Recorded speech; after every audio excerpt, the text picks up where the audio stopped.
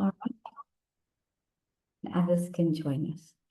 Okay, so good morning, everybody.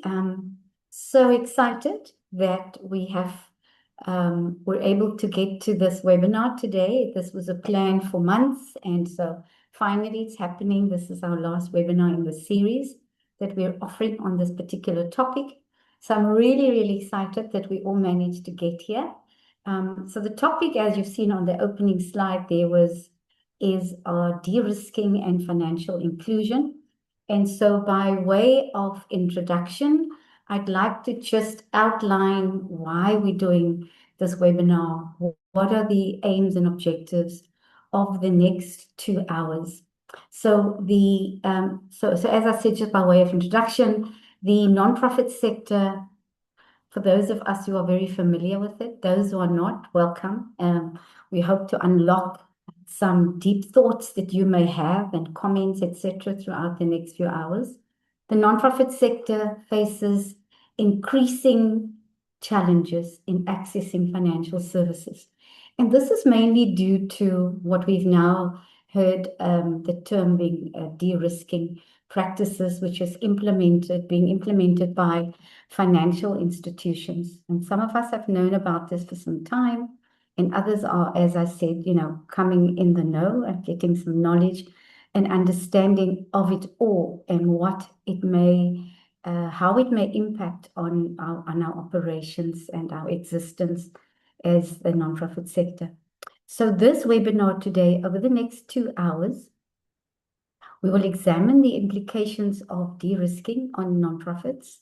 We will explore some of the root causes, and we will discuss, hopefully, we can encourage you to bring in your voice, and we will discuss strategies to mitigate the negative impact on the financial access for us as a sector, for civil society organizations. In fact, this is not just happening in South Africa. It's currently being dealt with at a worldwide level. And so just to remind us, some of us who've attended the previous, when we launched the Mitigating the Unintended Consequences of Financial Action Task Force, which in short is FATF, recommendations on the nonprofit sector in South Africa at the end of January.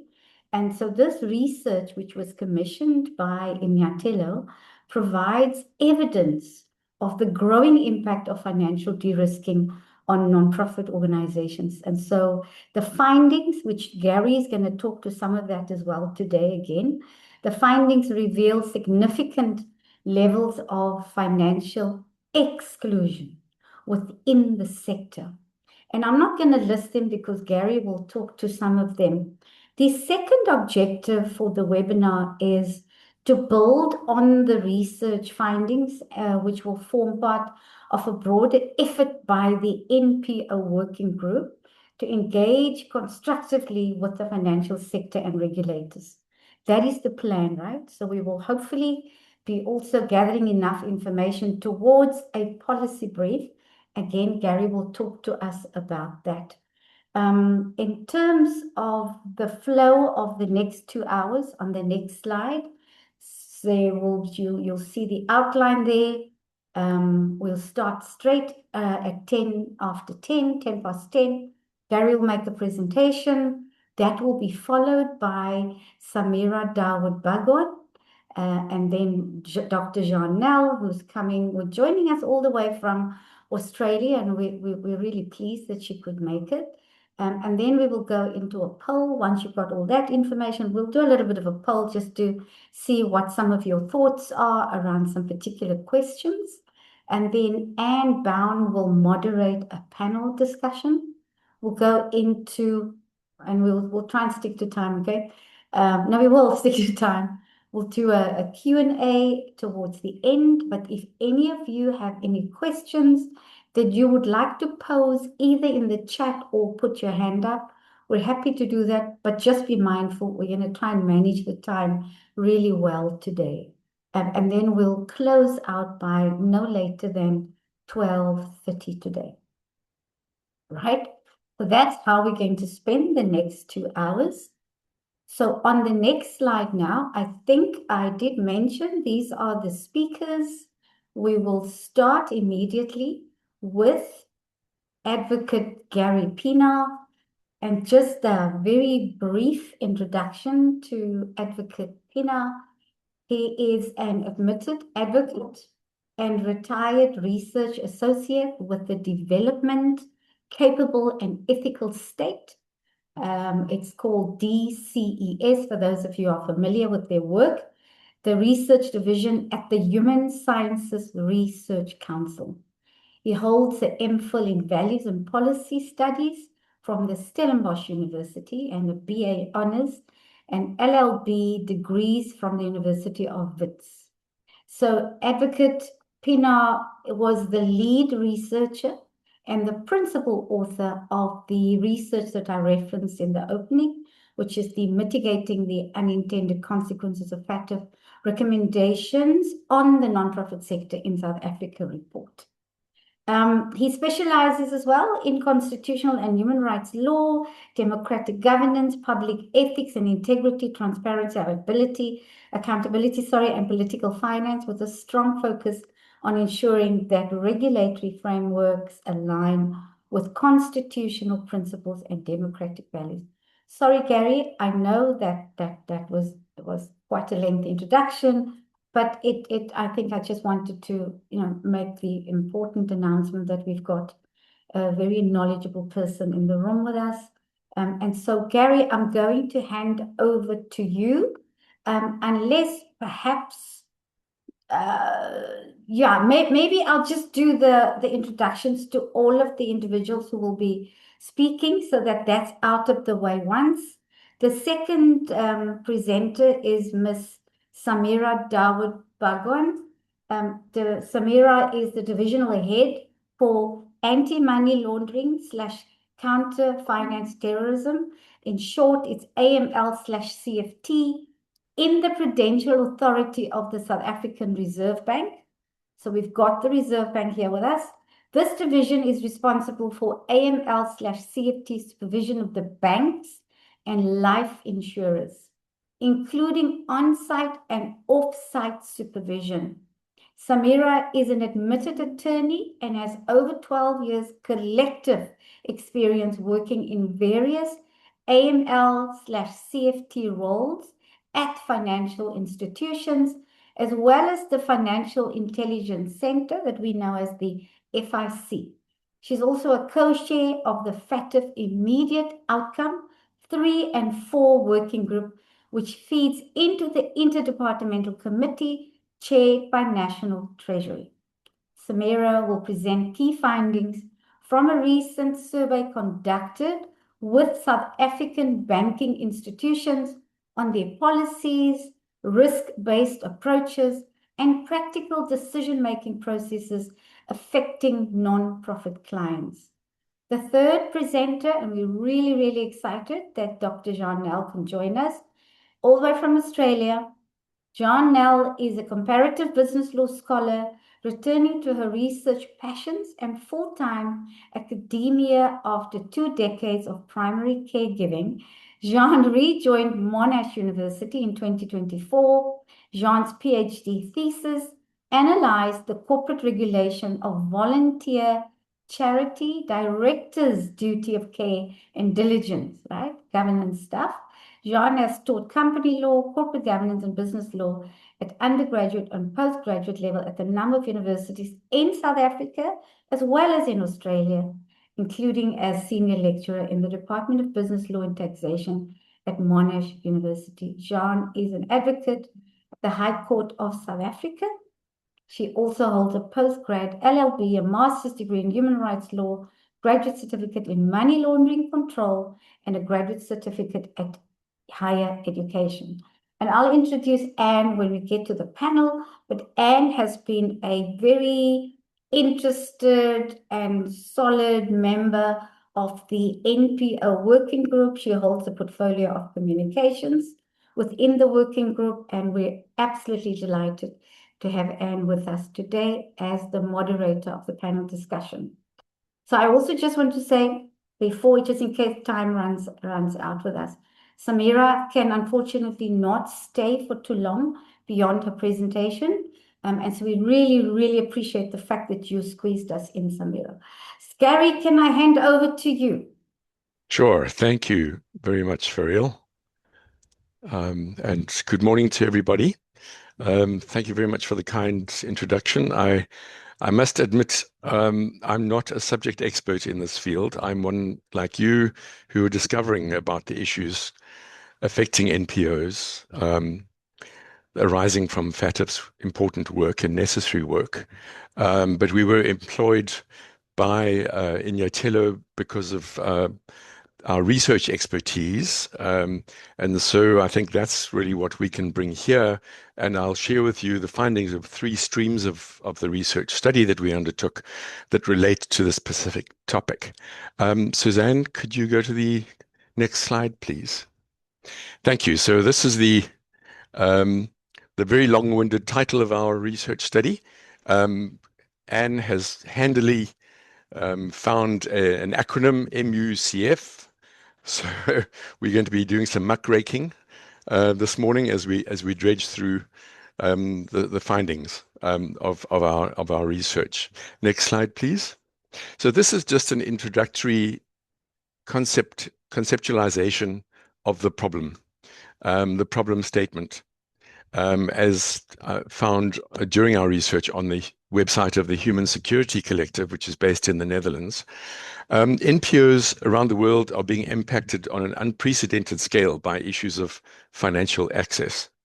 Inordinate delays in cash transfers, onerous due diligence requirements, inability to open bank accounts, and arbitrary closure of bank accounts, collectively classified as de-risking activities by financial exclusion. So that's the problem statement.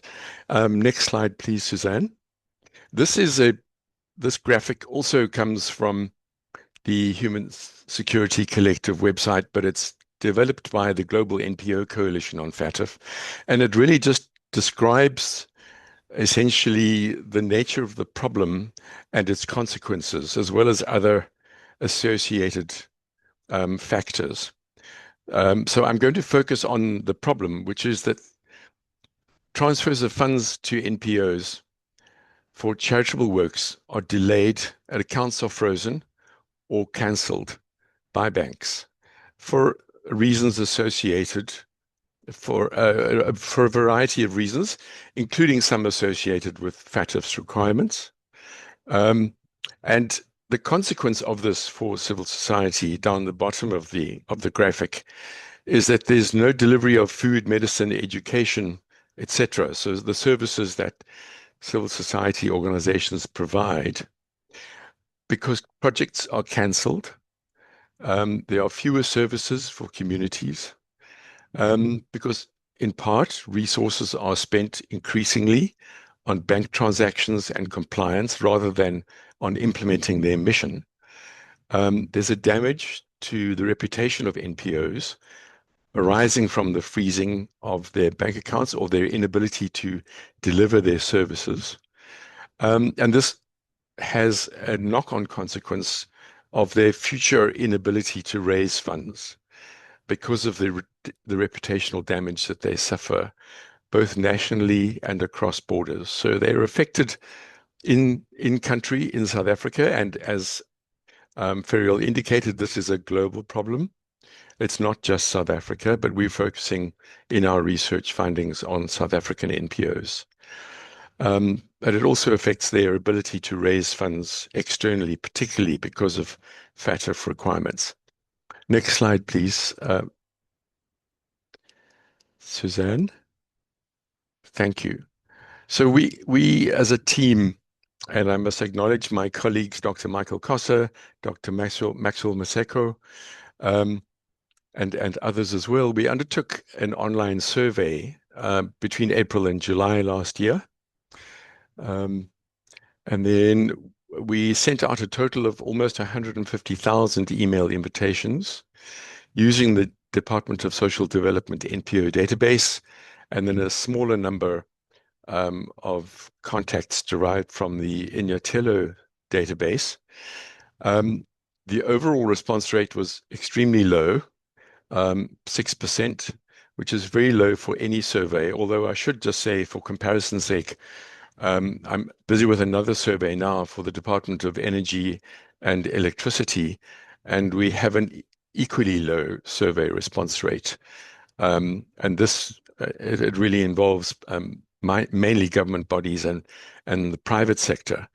But the response rate in this NPO survey depends, of course, on access to email, receiving our invitation, um, their ease of compliance with online surveys or completing the survey, so familiarity with the technology of SurveyMonkey, the extent to which the organization feels invested in the NPO sector, even whether or not they are currently active. The actual number of NPOs in South Africa, which is unknown, because not all NPOs are registered. Many are unregistered voluntary associations or UVAs, and we're limited to the number of NPOs that are registered with the Department of Social Development. And we must say, therefore, that there is a limitation in this online survey. We don't know the total population of NPOs. The findings, therefore, cannot be generalized to the whole population of NPOs, and therefore the results that we'll share with you are indicative only. Thank you. Next slide. Thanks. So we found that there's a fair amount of ignorance within the sector about the regulatory dispensation applicable to NPOs. Many, for example, in other responses to other questions, indicated quite a large lack of understanding about what being registered means and being registered with which body. Many organizations who did respond were found to be non-operational. So they exist, but they're not currently undertaking any activities, chiefly because of a lack of funding to continue their operations or to register or to maintain their registration, which with whatever registration body or registration authority that would be, whether it's the NPO Directorate or the CIPC or with, for example, the FIC, etc., or SARS. So notwithstanding the lack of info about the total population and sector size, the largest number of NPOs who responded to the survey said that they would normally be operational in social services and education and research. So we can really see from this finding that most NPOs who responded would be looking at providing basic services to the community. More than a quarter had adequate human capacity in only one of 6 specified areas of admin, ICTs, so computers, connection to the internet, technology, finance, tax compliance, governance, and legal, while almost 2 in 5, or 40%, had no capacity in any of the 6 areas, or the 6 governance areas. Thanks. Next slide, please. Again, notwithstanding the lack of information about population and sector size, the majority, or 52% almost, comprise 1 to 5 staff members in their NPO, which means that they are, in South African parlance, micro enterprises, which explains the lack of human capacity that we alluded to in the previous slide. Nearly 1 in 5, or 20%, was found to be unbanked. In other words, they don't currently have a bank account. 3/5, over 60%, whose bank accounts were frozen or closed, said that this because of insufficient funds to maintain the bank account. So the bank account had been closed or frozen because of financial stress. And freezing or closing had affected more than half's ability to raise further funds. If they didn't have a bank account, they were unable to raise funding for future activities and operations. Next slide, please. The online survey also found, next slide, please, Suzanne. Thanks. That almost a third of banked organizations did not know whether their account fees were higher than those for individuals or for businesses, which suggested a fairly large measure of financial illiteracy. So to explain this, we did a small little online test So we found that if NPOs were able to operate a bank account entirely online, and I just did this little online test myself. If they could do everything online, the charges for operating that bank account are really low. They're 7 Rand a month. Um, and it suggests, but if I need intervention, so if I need to go to a bank, a branch to ask for assistance, which in my case I did need to do to open a bank account. I needed to go to a bank branch. I needed a human being to intervene to assist me. Then my charges would be slightly higher. So if there was, I just set up a simple debit order and it was very easy and quick. But I needed somebody to help me to do that. That is free. But getting the advice, if I was an organization, would be slightly more difficult. So just under a third of organizations had their financial institution ask them about their activities. So only a third, less than a third of the financial institutions had asked them, what kind of activities are you involved in? So this is a FATF related, know your client kind of bank due diligence, FIC related requirement. Um, and just over a third were asked about the source of their funds. So, in other words, banks were not really asking the majority of organizations um, FATF related or FIC um, related questions. So, nevertheless, more than that number had their accounts frozen or closed. Next slide, please. Fine. Yeah, this one. Thank you. Um, so access to funding had reduced as a result of the increased regulatory and reporting requirements associated with the administrative burden that has been introduced because of FATF's requirements. Nearly a quarter of NPOs reported this, and over a third had said that this access to finance was a problem. Donations appeared to play a small part in NPOs' operations, and no donations at all or foreign funding um, affecting the vast majority of organizations. The large majority didn't receive any inflows from foreign jurisdictions. Next slide, please.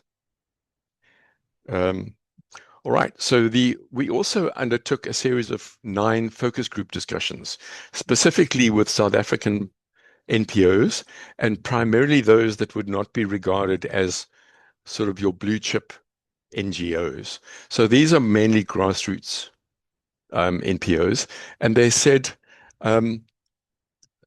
identified common concerns. And the one I'd like to highlight here was unfavorable banking systems or arrangements. Next slide, please.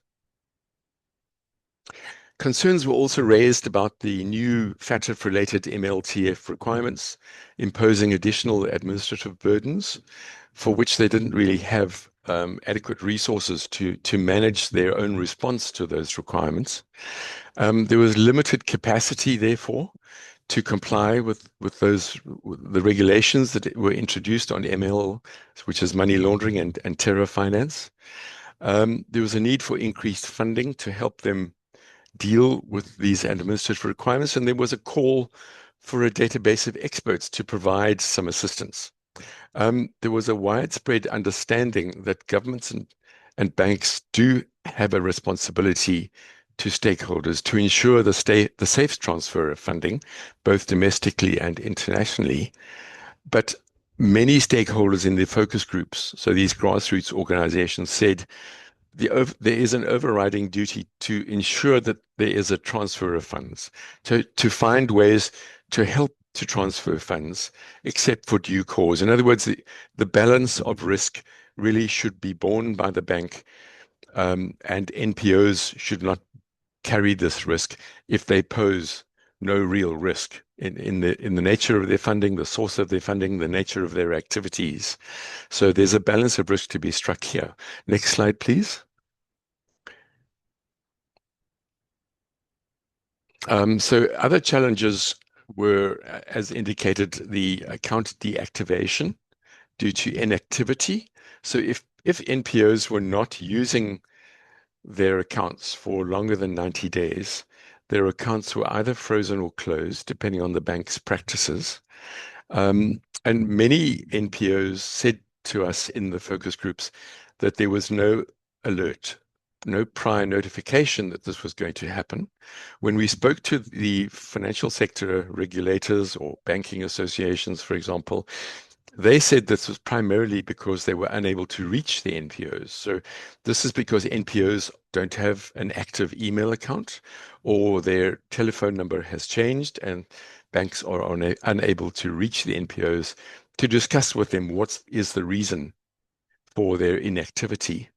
NPOs also said there were regulatory pressures from the FIC, from banks, from SARS that could lead to account closure and then also to deregistration by whichever regulatory authority was involved. And there was a need for civil society collaboration to be better informed about how to negotiate better terms for financial services. So I described I found that there were zero bank fee options for accounts. And in my own personal instance, if I could set up a debit order online, it was a mere R7 a month to manage that account. But if that was because the account was in my own name. It might be different if the account was opened in the name of an organization. That would require more administrative procedures. And all of this discourages formal banking for low-income organizations. And part of the problem is our well-known digital divide in South Africa. Access to an email account, access to online technology to open an account and manage it online, and purely online. Banks would offer cheaper options if everything is done online. Whereas if there's some human interface and you need to go into a bank branch, more problems, more cost, more delays, more paperwork. Next slide, please. I'm trying to keep within time. And so one of the questions we asked during key informant interviews, another element of the research, was whether South Africa's legislative requirements align with FATF best practice. So there is broad agreement that FATF's risk-based principles are appropriate, but concerns were expressed by about 20 or so key informants that we interviewed across a variety of sectors about the overbroad implementation. So there's overregulation and an associated administrative burdens, especially for smaller and informal NPOs. And there is a debate about whether the regulations really are truly risk-based or whether they are more rules-based, and whether or not there is a clear differentiation of risk profiles among the different NPO types, and the kinds of risks that they actually pose. And here we should note that banks have more resources to establish the type of risk that an NPO poses. And because of a lack of information, smaller NPOs especially have very little information about how to assess their own risks because of a lack of information, because they are not connected. They don't know about the information that has been disseminated by regulatory authorities. Thank you. Next slide, please. So the application of FATF defined NPOs. So there is this definition of NPOs that operate across borders or engage in high-risk activities or in high-risk areas or have high-risk partners. But there was also concern about overlapping regulations for NPOs and non-profit companies. There was some duplication of effort, and some NPOs that we interviewed said, "Oh, well, we've stopped we've closed our regulation. We've allowed it to lapse with the DSD, and we now just focus on the CIPC." Others called for a more contextual application of FATF standards, bearing in mind, again, this very diverse non-profit sector, which includes a large informal component. And those views were reflected to a large extent in our focus groups. So in a sense, there is a broad recognition, including among regulators, that most NPOs face a low risk or pose a low risk of money laundering and terror finance. But because of their widespread governance weaknesses and informality, they are nevertheless vulnerable to abuse.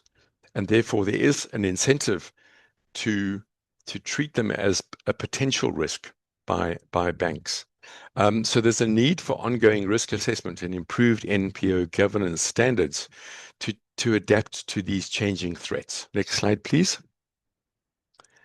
So the gaps and the weaknesses was whether or not we really are, as a country, focusing on the right issue. So there is still a question mark about the existence of an evidence base that the NPO sector itself as a whole is still a risk, and then how to differentiate between the high risk NPOs and the very low risk NPOs. And some key informants indicated that in fact the risk has shifted to individuals away from organizations to individuals and cryptocurrencies, where there is less regulation. And there's a need for more targeted risk. So relationship with the banking sector, there were again concerns about overzealous and misguided de-risking in some instances, creating barriers to implementing government stated policy objective of financial inclusion. So people are being financially excluded while there is an attempt to manage risk. And sometimes there is an imbalance between those two objectives. And there was a call for better communication between the nonprofit sector and the banking sector to understand the sector's experiences and needs. And a concern was expressed over the effect of financial exclusion, which really undermines the other objective of AML CTF monitoring. Because banks, next slide, please, because of financial institutions appearing not to appreciate that NPO fundraising and income is intermittent and unpredictable.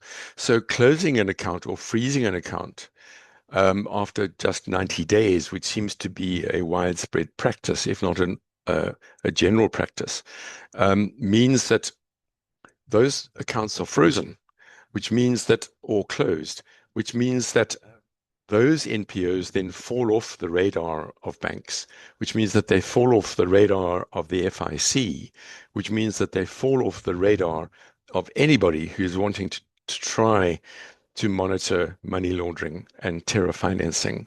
And so we have two conflicting effects here. And there is a bank account is the most practical and possibly the only way that an organization activities and financial flows can be tracked. Even if you're an unregistered voluntary association, you would most likely have a bank account. But if you don't even have that because of the barriers that we've described, unbanked NPOs then are likely to fall under the regulatory radar. And the recommendation really is to enhance mutual understanding of the needs and constraints of the sector and to promote financial inclusion. So to pursue both of those in balance, both of those important national objectives in balance. Thank you. I think that's the end of my presentation. Thank you very much, Faril and Suzanne. Thank you, Gary. I liked the key findings you presented, some detail there, as well as the observation and the key recommendations. And hopefully, those who are on the call here today will give that some thought for some comments later on. So I know that Samira was struggling to join. She has, however, joined us. Samira, if you're there, if you can maybe just turn on your camera so that we can see you are actually present. Samira, earlier on, I introduced all the speakers, so I read out your bio. But I just wanted to remind us all that Samira will be presenting the key findings from a recent survey which was conducted with South African banking institutions on their policies, risk-based approaches, and practical decision-making processes affecting non-profit clients. Samira, can I hand over to you? Yes, thank you, and good morning. I am having trouble switching on my video for some reason. I'm not sure why. Apologies for that, but I am trying to fix it. Thank you very much. I must first apologize.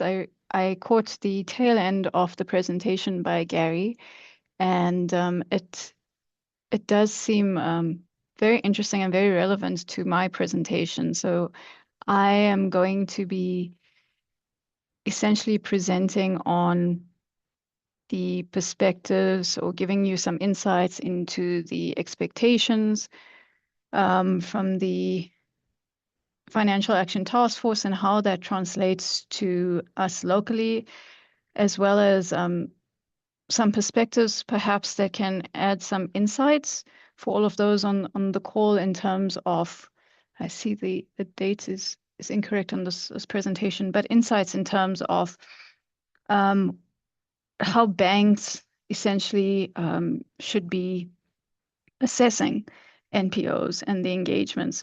So just once again, thank you for having me here. And I do think just on the back of listening to what Gary presented, that it would be very useful for Gary, if that's permissible, to come through.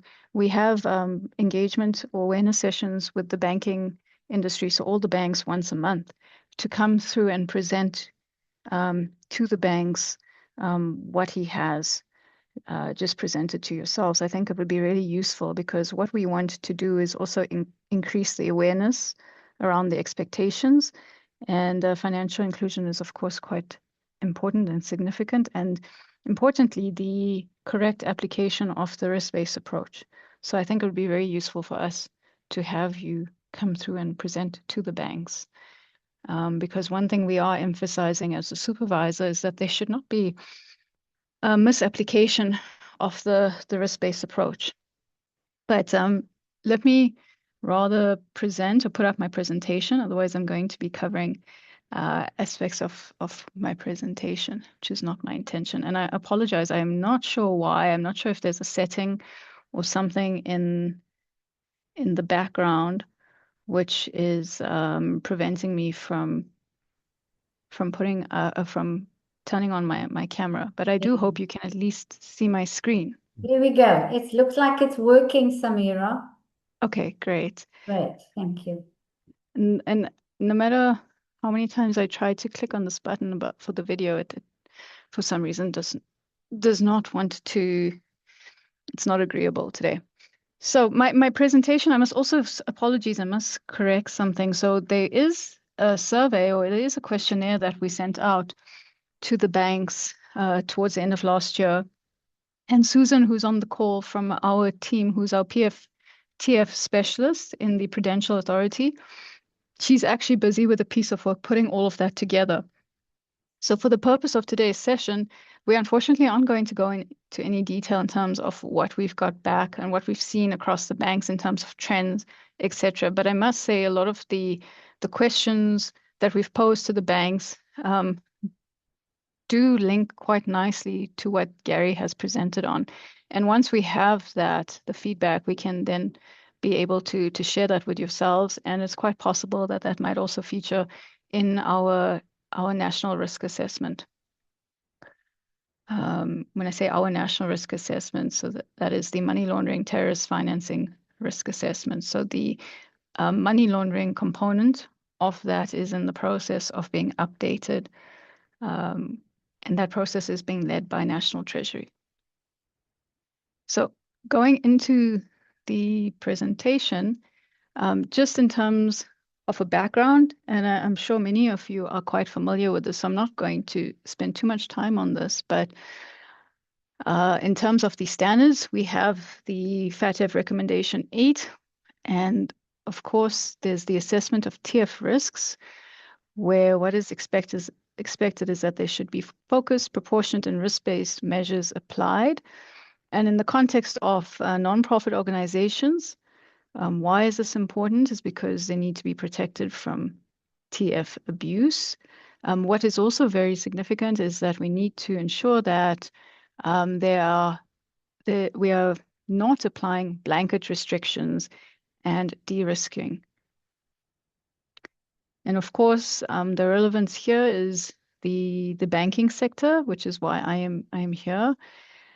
What is also important, apologies, is the definition of the NPO. I was listening to what was mentioned earlier, and I think there is some consensus. So what's quite important is that the recommendation only applies to organizations that fall within the definition or FATF definition of a non-profit organization. So it should not be applicable to the entire universe of organizations working in the not-for-profit realm.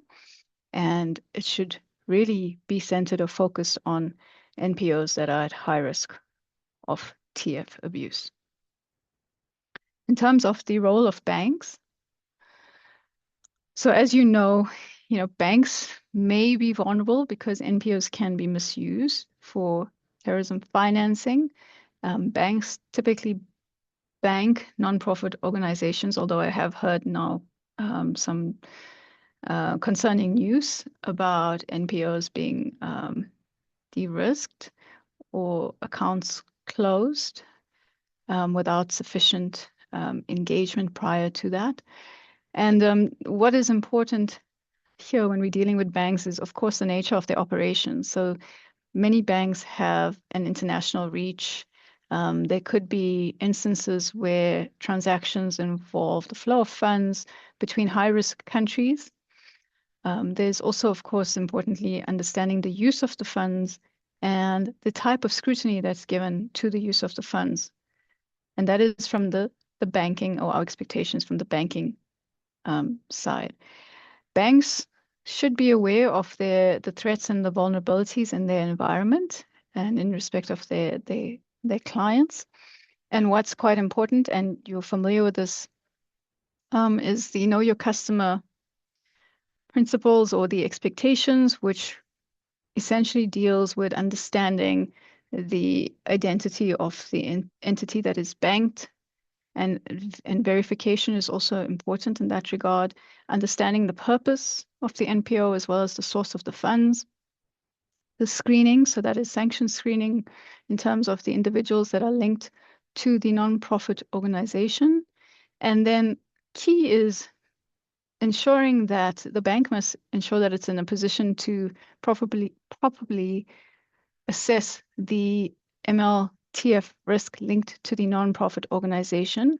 And then for the high-risk non-profit organizations, it's expected that there should be enhanced scrutiny and enhanced monitoring. What is also important in terms of the relationship with the NPO is that there should be ongoing monitoring and transaction monitoring. So it's essential to ensure that the NPO is being used for legitimate purposes. There might be a review of the financial records or reporting on a regular basis. It's also quite critical that the bank staff are trained, so they should be able to differentiate between the legitimate nonprofit organizations and those that are actually at risk for misuse. In terms of, and this is from a legislative perspective, so in terms of the Financial Intelligence Center Act, banks have certain obligations. And one of those is to ensure that they have a risk management and compliance program. And this is quite integral and central to them being able to demonstrate that they can effectively counter ML and TF and also ensure that there are appropriate measures in place to manage and mitigate the risk. And I know this was mentioned earlier in the presentation in terms of being able to manage the risk. And that's actually quite important.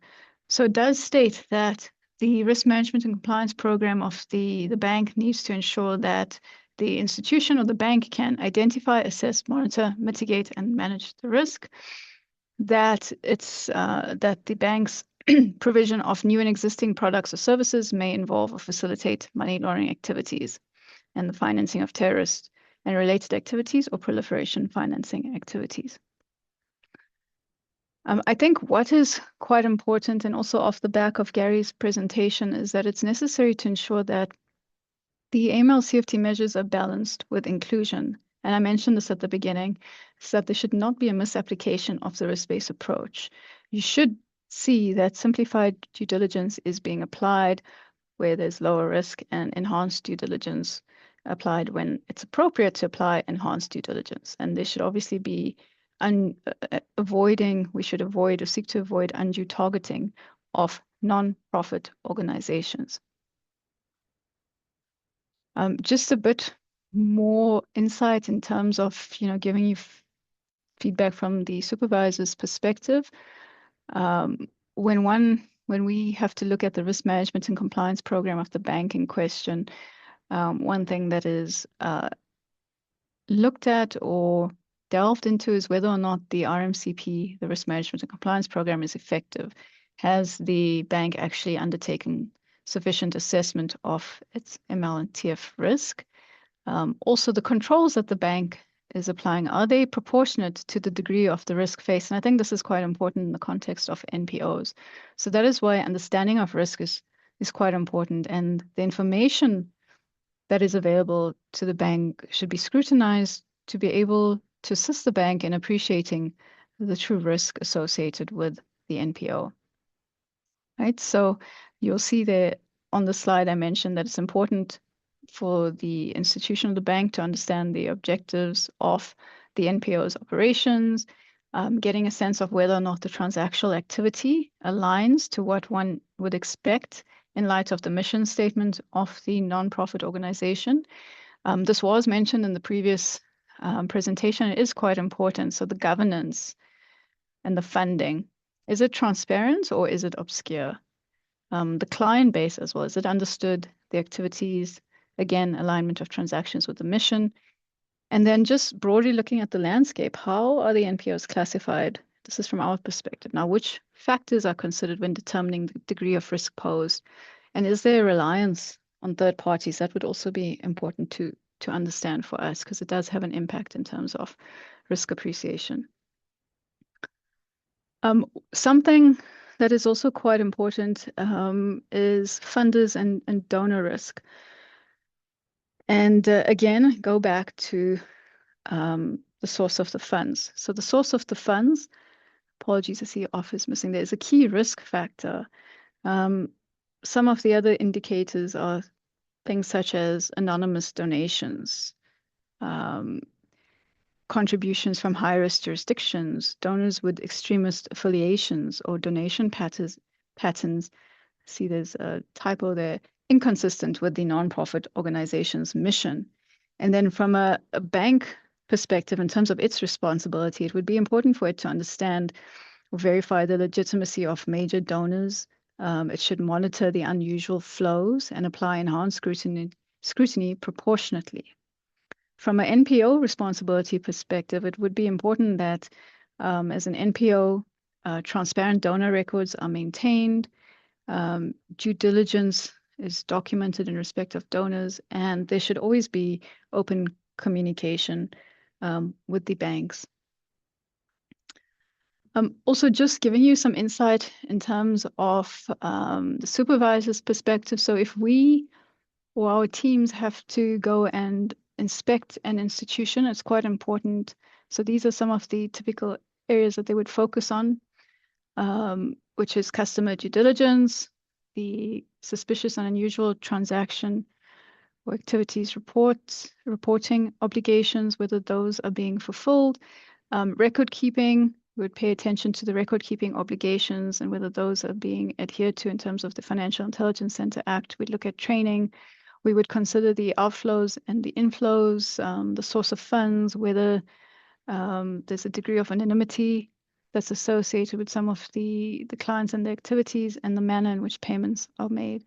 Also important, I mentioned this outreach and awareness. We wish to continue this, and I think, again, I want to emphasize, I think there's a lot of value in the presentation that Gary has put up here today. And I think that would be quite useful in our next outreach and awareness session with the banks. These risk indicators that you see on the slide, these are not, and I know we had presented this last year at another forum, and there was some debate and some questions about what was included here, but I must just state that this came from a previous risk assessment that had been undertaken. So some of the risk indicators, and this was in South Africa, that were included were transactions to and from high-risk jurisdictions, donations from unverified or anonymous sources. What also came through was that there were focus groups held with non-registered NPOs that indicated many of them have no bank accounts. So the funding they receive and disbursement is untraceable. The use of cash, cryptocurrencies, mobile money and money service businesses, informal money transfer services, as well as crowdfunding initiatives was noted as risks by financial institutions. And then something that also came up was the lack of clarity on the purpose of the funds. And then in the terrorist financing risk assessment, so the national risk assessment, the TF element, there were some outcomes. So it was mentioned that in terms of the nature of the potential TF threat to NPOs in South Africa, they could be used to raise funds or support foreign terrorist groups. NPOs could be established to support domestic terrorist activity, facilitating foreign travel for terrorist causes, being used as a conduit to channel foreign funds to terrorist groups in Africa, using the internet and online media for fundraising, recruitment, and propaganda, supporting terrorist causes through cash. Of course, we know there's a lot of anonymity associated with the use of cash. And then NPOs supporting terrorist causes through remittance services, the use of multiple bank accounts. I remember quite clearly that this specific bullet point on the use of multiple bank accounts was queried because of the nature of NPOs, and I understand the expectations that some NPOs need to have multiple bank accounts, just from a business perspective. The diversion of funds by a beneficiary or partner, as well as the payment of ransoms to terrorist groups by NPOs. So this is just what came out in the last TF risk assessment. And then just in terms of our role, it's quite important that banks apply risk-based measures. There are measures to safeguard the NPO sector against money laundering and terrorist financing, and that those measures are targeted and proportionate to the risk. So this is quite key. And again, we should be mindful of de-risking, financial exclusion, the undue targeting of nonprofit organizations, as well as the curtailment on human rights, right? And that brings me to the end of my presentation. I did rush a bit, apologies, because I know we are over time, Suzanne, so apologies, and Ferial. But thank you very much. And again, I apologize that I cannot switch on my camera. I don't know why, but thank you very much. Samira, I think that was a very, very useful presentation, considering, the NPO Working Group and the research in particular, also how we haven't managed to get that close to the banking institution for this level of engagement. So really, really, really happy that you could make it today and share what you have with us today. If there's any questions for Samira, or shall we just hold until Anne does her session moderating the panel discussion? Samira, can you just give me an indication? Are you able to still stay? Or I know you'd indicated that you... I can. There is another meeting, but I've actually, that began at the same time as this, so I will miss that, but I will stay for a bit, so I will be here. Okay, thank you so much. Thank you. Right, Suzanne, if you can put the presentation back.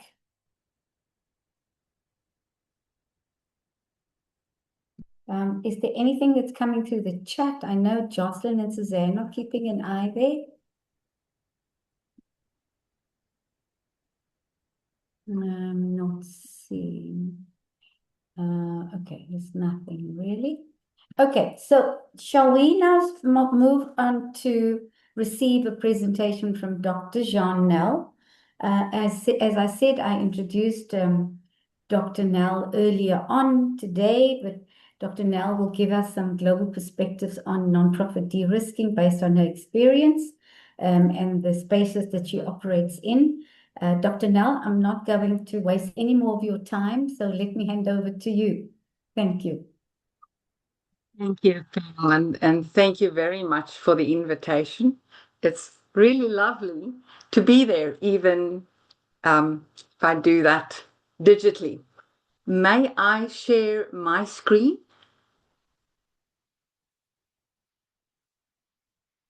I'm going to do that. There you go.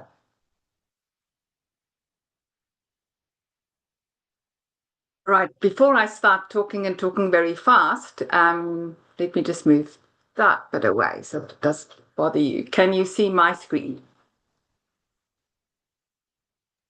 Yes, John, all good. Beautiful, thank you. Perfect. So I want to talk about and just give a global perspective, but to start out, let me see if we convince Michael. There you go.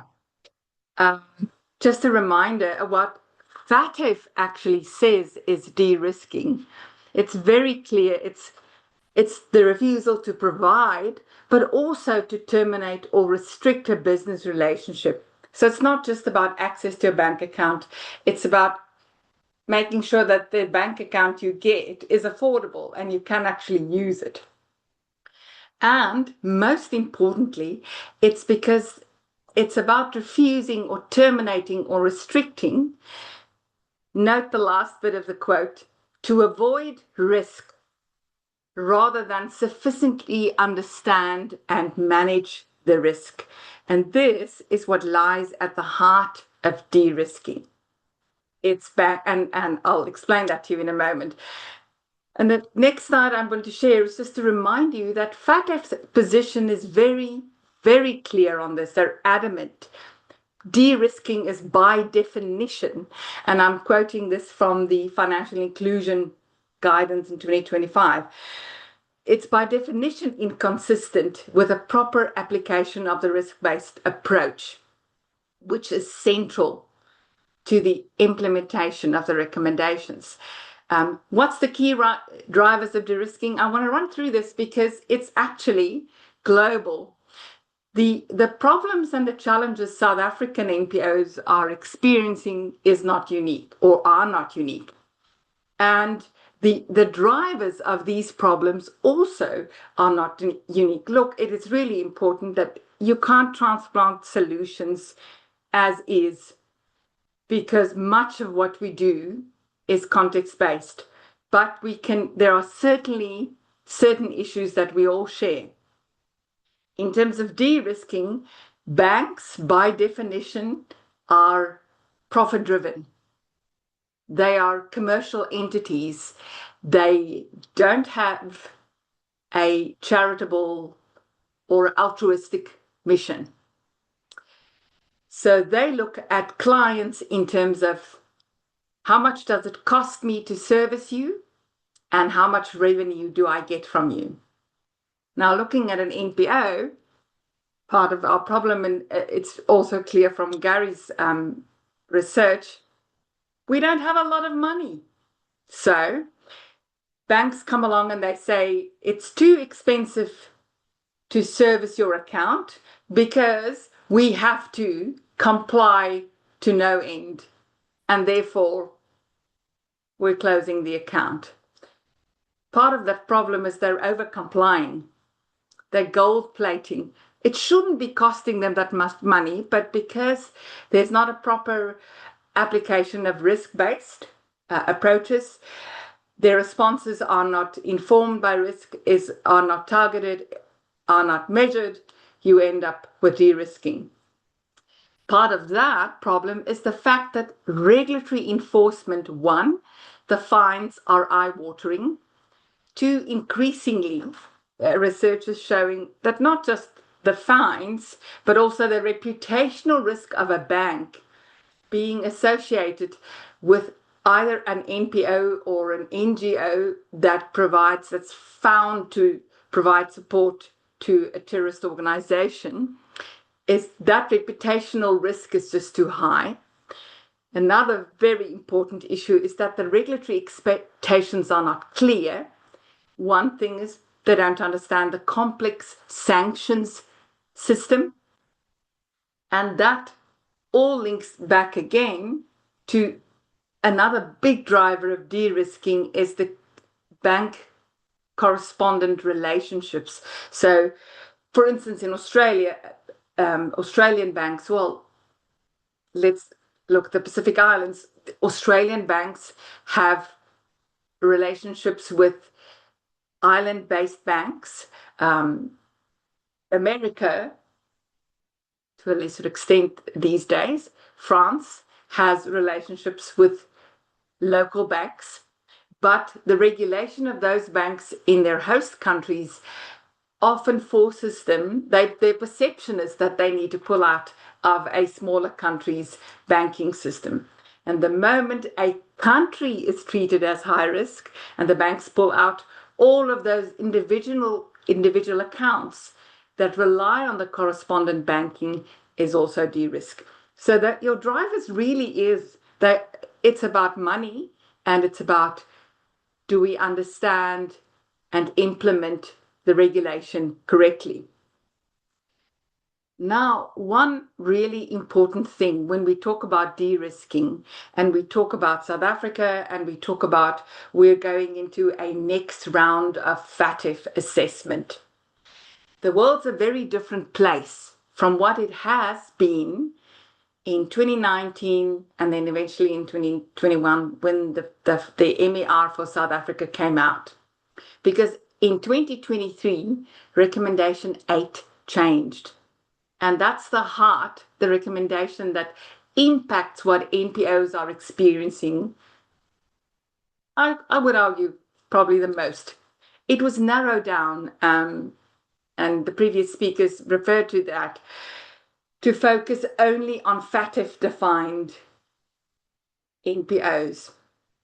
It was made very clear, and still there are countries in the world that struggle with that NPOs are not obliged entities. And that's something that we really need to think about, because it trickles through, and I heard bits and bobs of that in Samira's and Gary's presentations.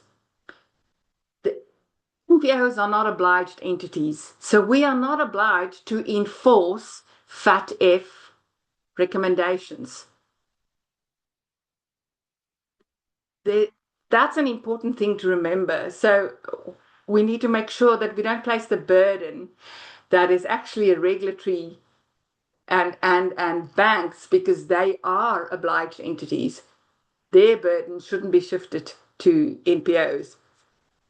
Also, post-2023 self-regulation counts.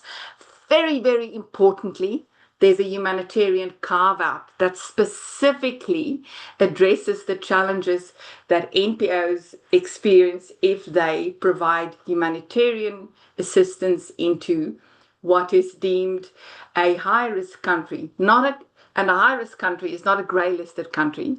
It's a country that's deemed high-risk because of the level of conflict that is happening there. That's the one space which actually became far more challenging post-2023, because there's far more areas of conflict and a higher level of conflict, and we have humanitarian disasters playing out increasingly every day. So the need is becoming greater, but dealing with that sanction, and for the banks to understand this is an NPO, if that would be eligible to fall under the application of the sanction, and therefore shouldn't be treated as high risk or should be dealt with differently. We're not there yet. But that whole framework of Recommendation 8 changes the way in which we look at NPO regulation. In round 5, it very specifically means assessors come to South Africa and they ask whether any of these elements of FATF recommendations are applied in a way that unduly disrupts or discourages legitimate NPO activities. So I think it's really important for NPOs to push back and to say the rules that the regulators enforce and the banks implement really question whether they are aligned to the post-2023 world. The thing is, the methodology changed, the recommendations changed. So now the question really is, you have to identify lower and higher risk and adjust your response to lower and higher risk. You have to be targeted. So if you talk about going forward, just remember risk and how we look at risk needs to be current, it needs to be recent, and it needs to be ongoing, and it needs to be targeted. But the heart of what I want to talk about, the global experience, and I want to focus on the post-2023 because the world's different, and also highlight how things actually don't change. It's a case of the more things change, the more they stay the same. The Norwegian Refugee Council did an extensive research report last year, and they abundantly, clearly said the rules have improved, the practice has not. The cost driver hasn't changed.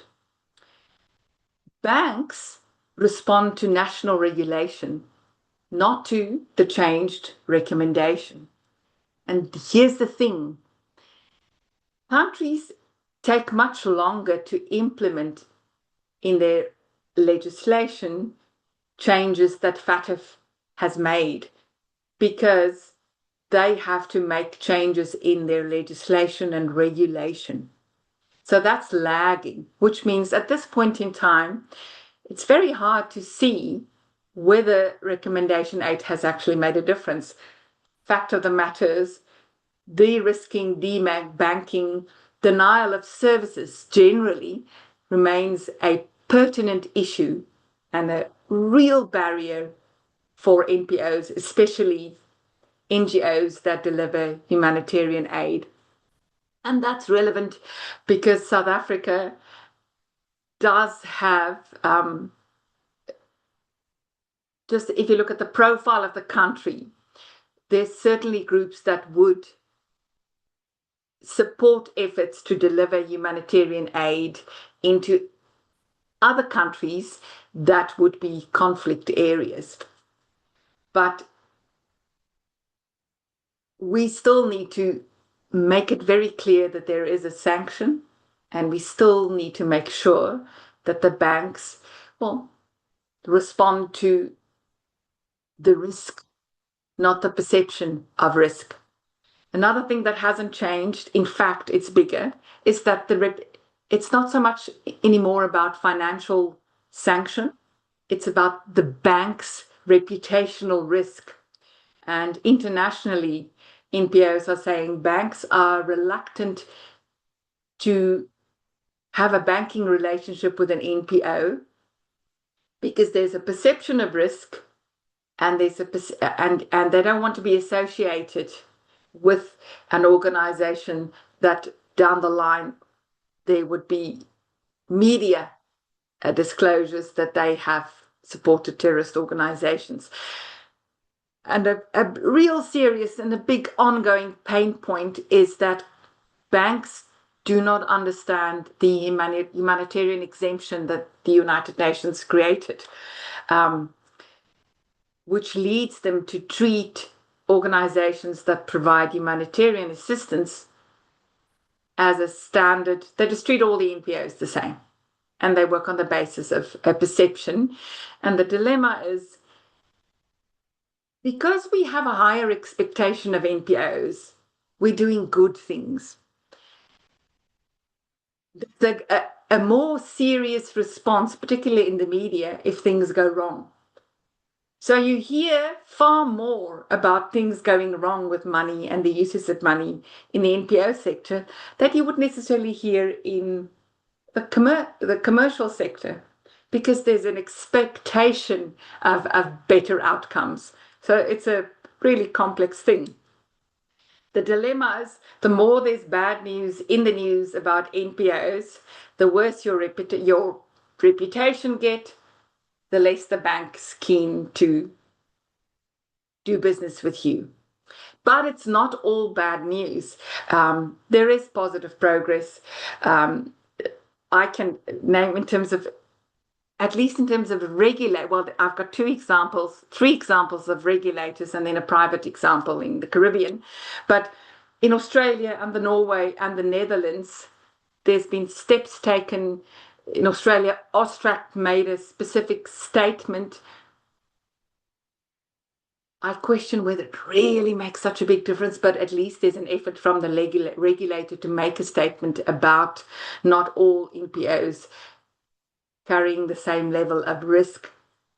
The best example of good news is the Netherlands and the way in which their central bank published a 2022 report, actually, even pre the 23 changes, addressing the over-application of AML and CFT measures. And they've convened roundtables and developed sector baselines for sectors most affected by de-risking. And particularly for the NPOs, they have a specific NPO baseline that instructs banks to treat NPOs as neutral.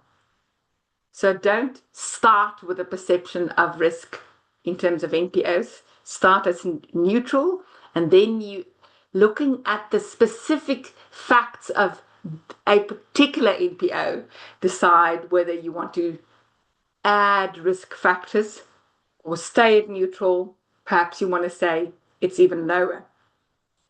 But so yes, there's some progress globally, but I think in the main, unfortunately, that's a small percentage. For the most of it, the challenge is, frankly,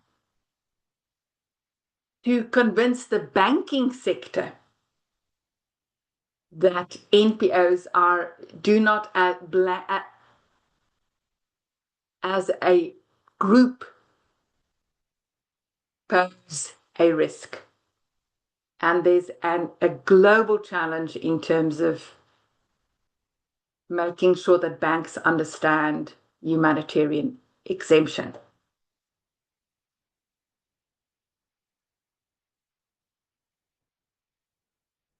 So the way forward for me, short term, is you have to engage with the banking sector. And actually, I found that very interesting because Gary mentioned in terms of the survey that there's a dissonance between the number of organizations who's been asked questions about what they do and the number of organizations who's been debanked, which tells me that you're being debanked not on the basis of your actual circumstances, but on the basis of the perception of the bank. It's really important that you communicate with a bank. Make sure that they know exactly what you do. Tell them what's the service you deliver. Tell them which is the community that you support. Make sure that they know what you do, and you make it really clear that you highlight the level of risk at which you are involved. Because if it's low, you can undo their perception. That's the one thing that's really, I think, is very important. What's really interesting to me, illustrating that there's not enough communication, is Samira's slide mentioning that they focus on income and the risk if you engage with third parties, whereas Gary's slides highlight, I think, point 17. Donations appear to play a small part in NPO's operations, yet from the banking sector's perspective, or I should say from the regulator's interpretation of the banking sector's perspective, they highlight focus on where the funding comes from. But if the majority of NPOs fall outside of that, it begs the question, why are so many exposed to de-risking? Yes, so that's one thing. Engage with the banking sector. And I want to say, engage with the banking sector. It's brilliant to engage with the regulator, but you need to get the sector. You need to get the actual banks in the room and communicate with them. So absolutely, take up Samira's invitation. Go speak to the sector and see if you can develop a partnership with the banking sector. Because it's more about educating them than it is about educating the regulator. The regulator is clearly across. They just need to put it into place. But it's much faster for banks to change their policy and their approach than it is to convince a government to change legislation. So I would say engage with the banking sector. And number two, long-term, advocate, is there room for a basic bank account, perhaps specifically linked to the NPO sector? I think that's it from me. If you have any questions, happy to answer. Yeah. Thank you very much. Thank you, Jean. Quite a bit there from your presentation. Thank you. I really like the encouragement that you have asked us to be in contact with the banks and to explain what we do, just talk to the banks. There's often not an opportunity to do that. But I think you're right in saying that we must make sure that they hear us. We must make sure that they understand who we are and what we do. So I'm going to now move on to the next part of our presentations. Suzanne is putting on the screen a poll. What I would like to encourage you to do, if you have your camera handy, is you could just take a shot of the poll, of the QR code on the screen there rather, and we will then put the 3 questions to you. This shouldn't take more than 8 minutes to get through the 3 questions. What we'd like to do is just to hear some of your thoughts around these questions that we're going to pose to you now. The 3 questions, once you have managed to get the QR code onto your phone, and if there's a thumbs up that we have enough of you on there, then I'll tell you the questions are, there's 3. What is the first word that comes to mind when you think about banking? See, some people have already started. Well, that's fantastic. So we start with that first question. Really appreciate your comments.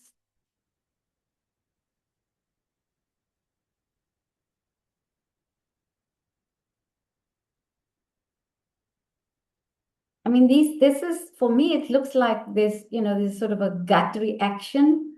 So you see that big word, banking fees are expensive. It's expensive to work with banks. It's very costly, I guess. So yeah, so that's the reality of the responses of those who are here.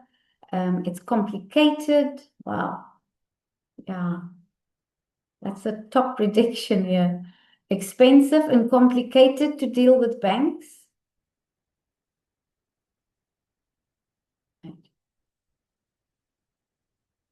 I think it's probably because in South Africa, we often feel that banks do treat us as high risk, don't we?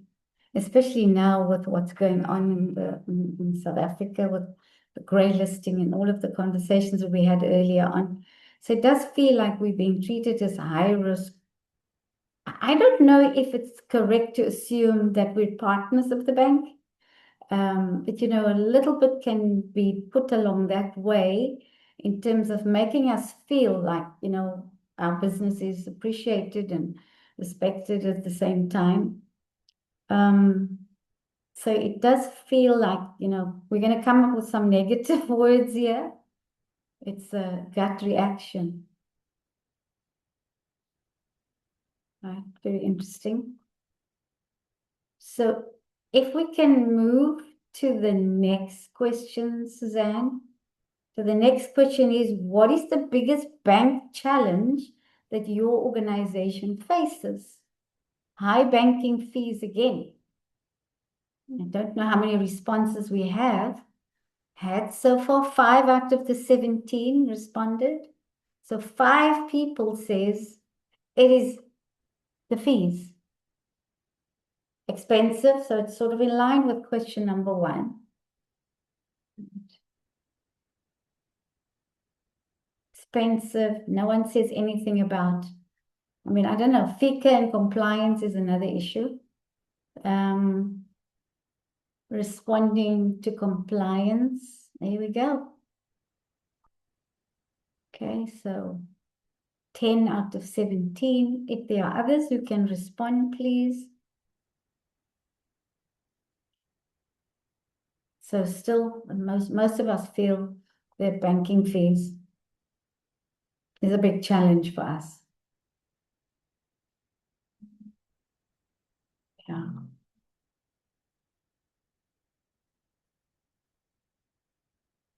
Right. If there are still some people who wish to respond. Okay, so what do we have there? 8% maintaining an account and with the risk of it being closed. And then 31% of the respondents says responding to compliance, and then 54% high banking fees. And then 8% is about accessing. So yeah, so here we are. That's what you think. Question number 3.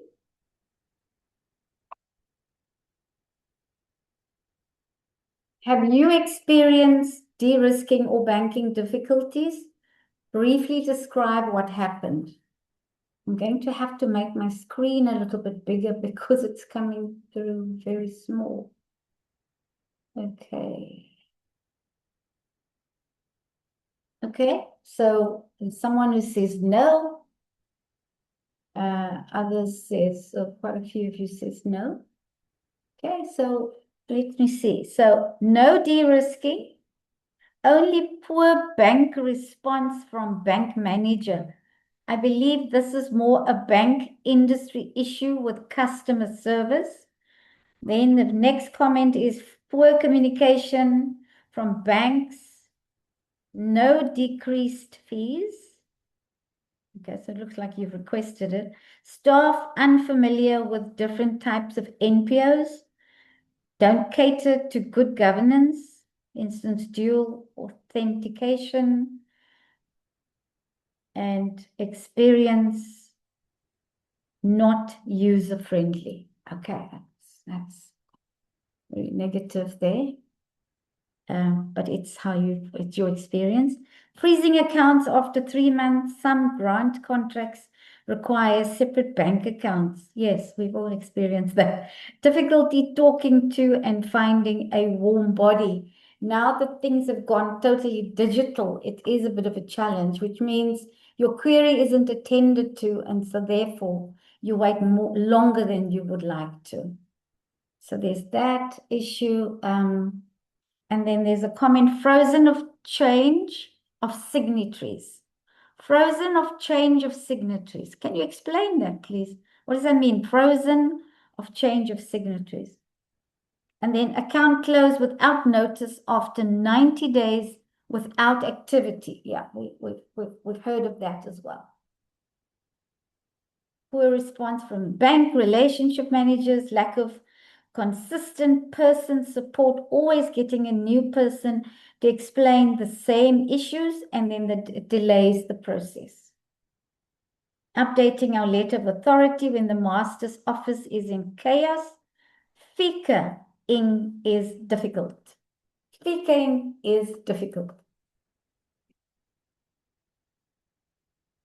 So these are great comments. I think what we will ask Anne to take over when Anne does her moderation session, you can, of course, ask.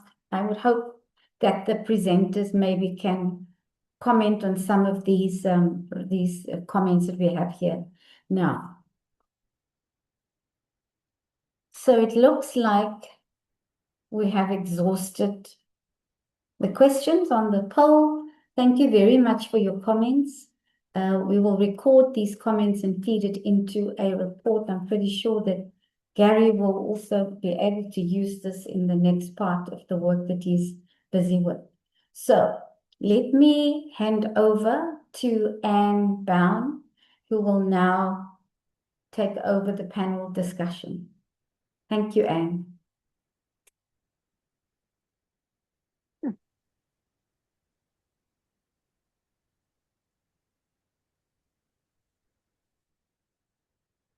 Hi, good morning, everyone. Yes, I think we've had a lot going on here today. Ultimately, in this session, and we've heard the invitation for Gary to go to the next SARB meeting, which is very good. I mean, that is great. But what is Gary going to go with his arsenal?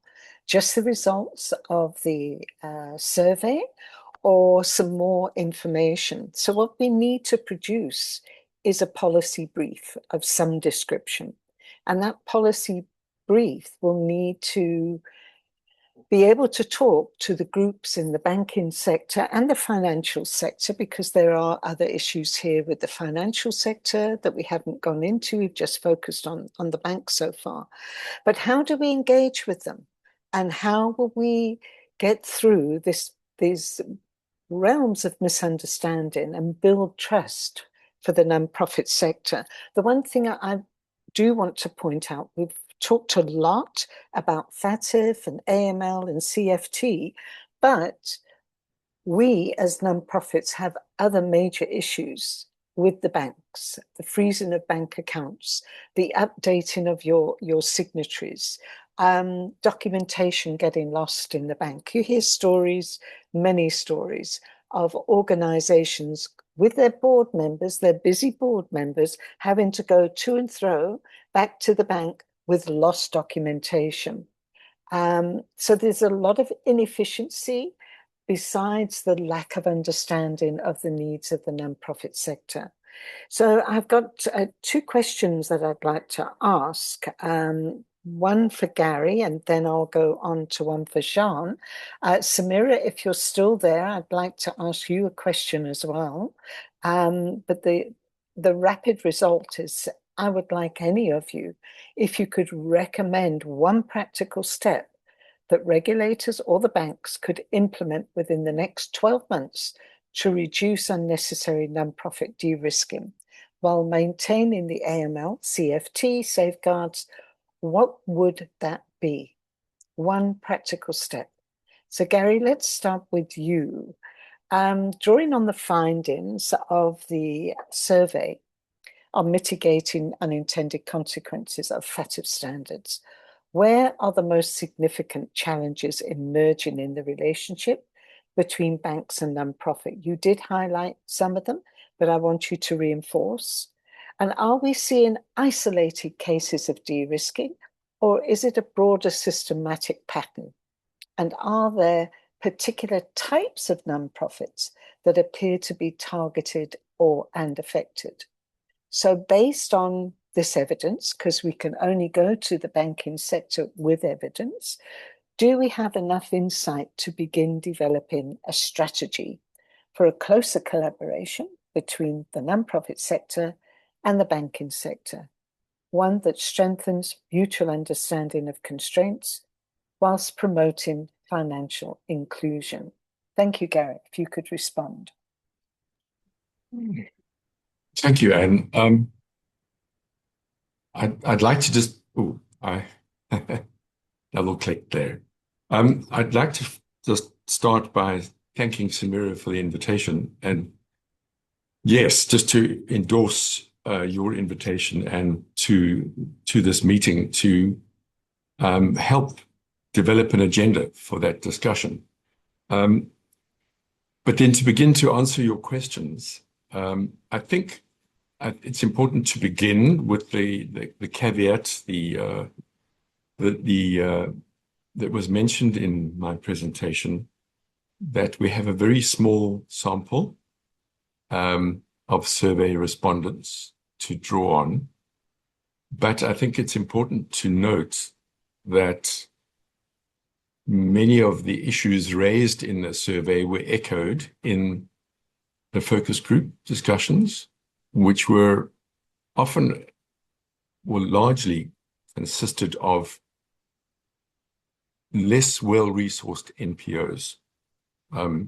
So I think those who answered in the online survey also indicated that many of them were not well-resourced, but at least they had internet connectivity, which I think is an important impediment to many others.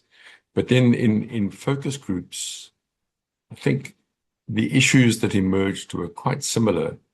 And again, the issues emerging in the key informant interviews, which were with regulators and NPO leaders, etc., academics, the themes were similar. So I think we have the foundations of a plausible case that there is a widespread set of practices. I don't know whether we can call them systemic, but at least they are widespread, in terms of which bank accounts are closed or frozen without due notice. I think that's the first thing to say.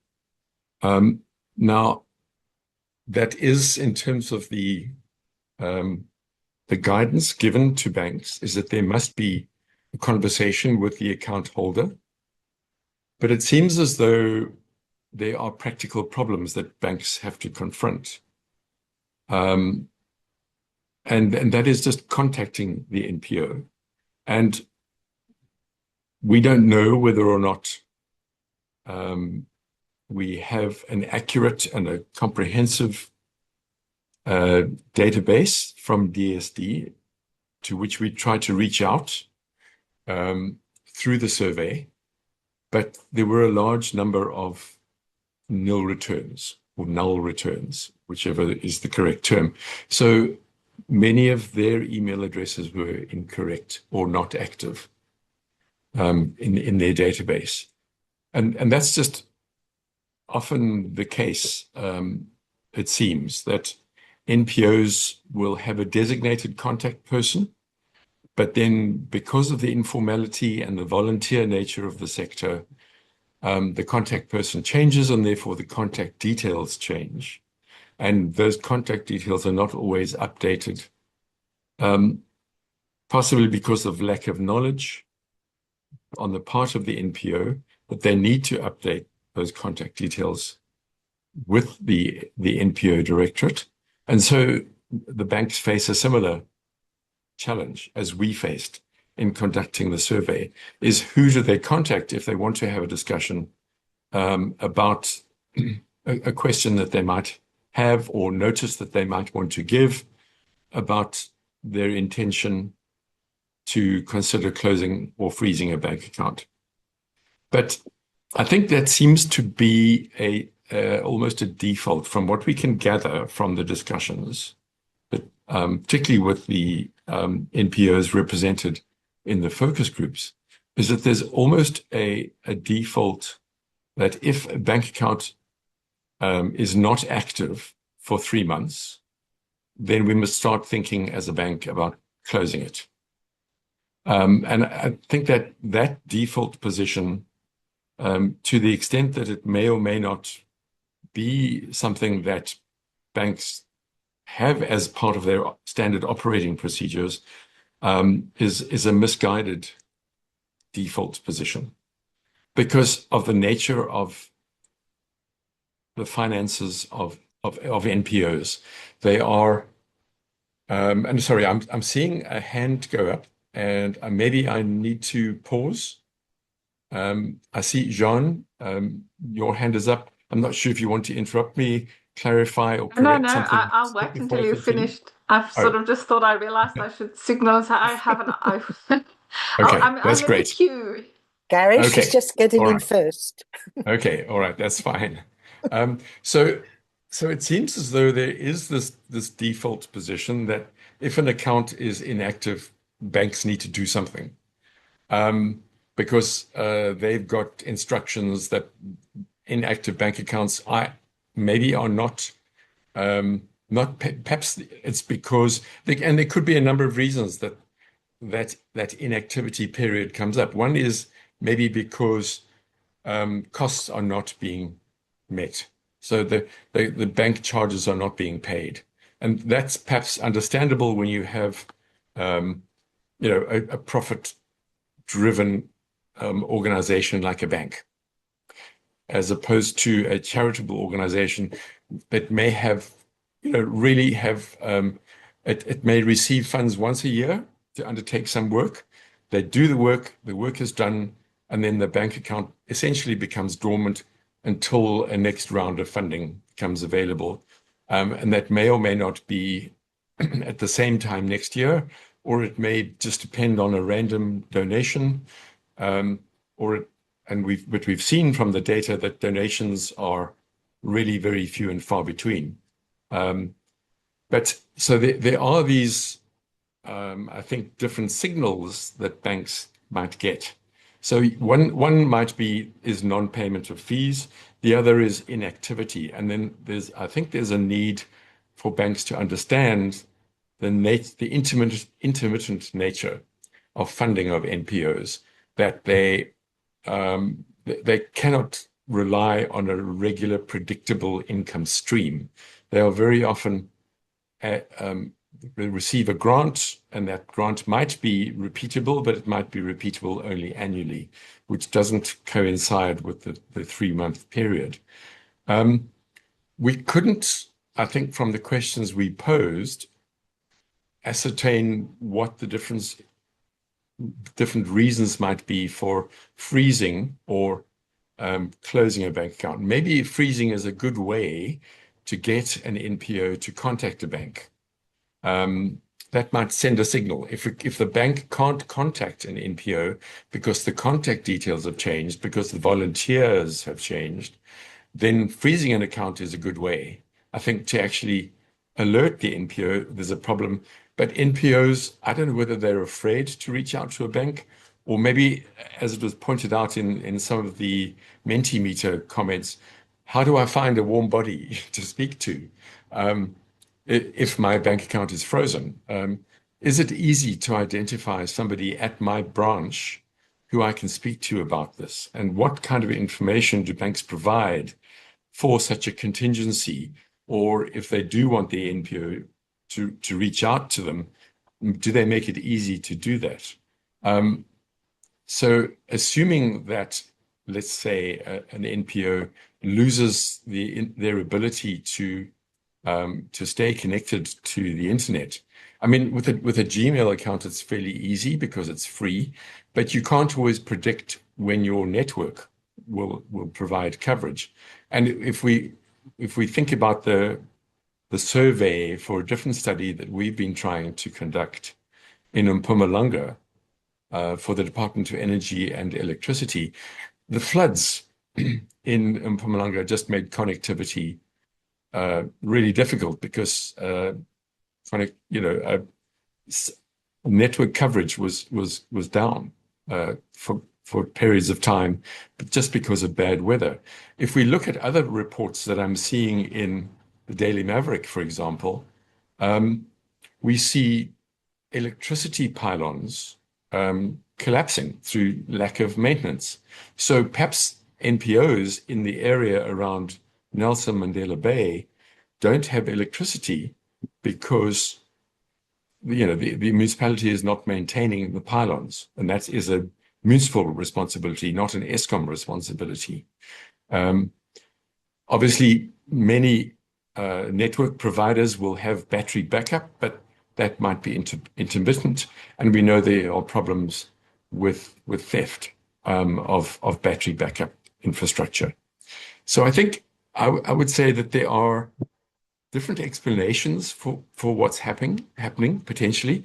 We don't, through our survey, have all the answers. But I do think we have enough evidence to start asking a set of questions if we were to engage with the banking sector. And I think Jean's advice is helpful, but I think it's also useful to contact and to accept that invitation with the Prudential Authority to have an engagement there, at least initially, to understand what banks know and what banks are telling the Prudential Authority when they try to report on their activities. So I think that would be my initial set of responses.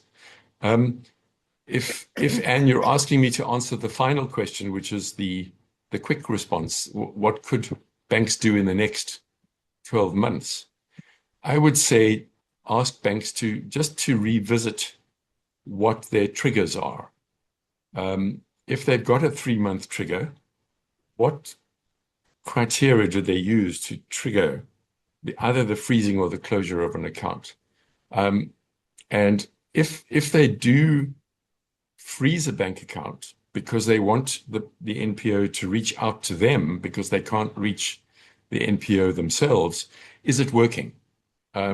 Is freezing the bank account working as a means to attract the attention of an NPO and securing a response and a reaching out to the bank by the NPO? And then what contact details are given to the NPO associated with that freezing that helps the NPO to reach out to a warm body where they can have this discussion, ask these questions, and get an answer to understand, is my bank account being frozen simply because of inactivity, or is it because of non-payment? And are options provided? I think this was mentioned in the chat earlier on in the meeting, do banks provide options, low-cost options, or no-cost or zero-cost options to NPOs when they open an account or when they have this discussion? Are low-cost or no-cost options available to organizations where they are available to individuals? And is there an offering that banks could make to NPOs who are charitable organizations who are often in the same position as individuals who don't have a regular income but need to have a bank account in order to be paid for piecework? So is there a kind of tailored option that banks could make available to NPOs that have this kind of challenge? Thank you.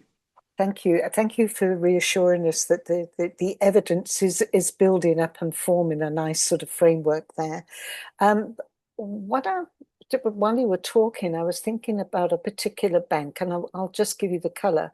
This is the Green Bank. And the Green Bank always used to offer special rates to non-profit organisations. Also did the Blue Bank and the Red Bank and the Light Blue Bank and a couple of others offer special rates. All that's off the table, I hear, these days. No more special rates. And I'm sorry to interrupt you. I see yes. Oh, sorry. So she's just left. Samira wanted to, anyway, she's gone. Yes, fine. I see that. Thank you. So that is the thing. The relationship was fairly good, fairly positive, but it has now shifted, possibly because of the grey listing and FATF. And as we know, it costs the bank money to look after a dormant account or a frozen account. Somebody has to pay for the management thereof. So we need to find that common ground there of an understanding in the NPO sector that somebody has to pay to keep that account going. And bearing in mind some of these CBOs who get grants from the Department of Social Development, often their bank accounts are in and out, the money's in and out all the time. And at the end of the grant period, they're lucky if maybe there's R1,000 left. And the bank charges could have taken quite a slice of that grant money. So there's issues like that, when we get down to the detail that come up, but there's lots that we need to consider. Gary, do you think there's a need now to do a specific banking survey of NPOs?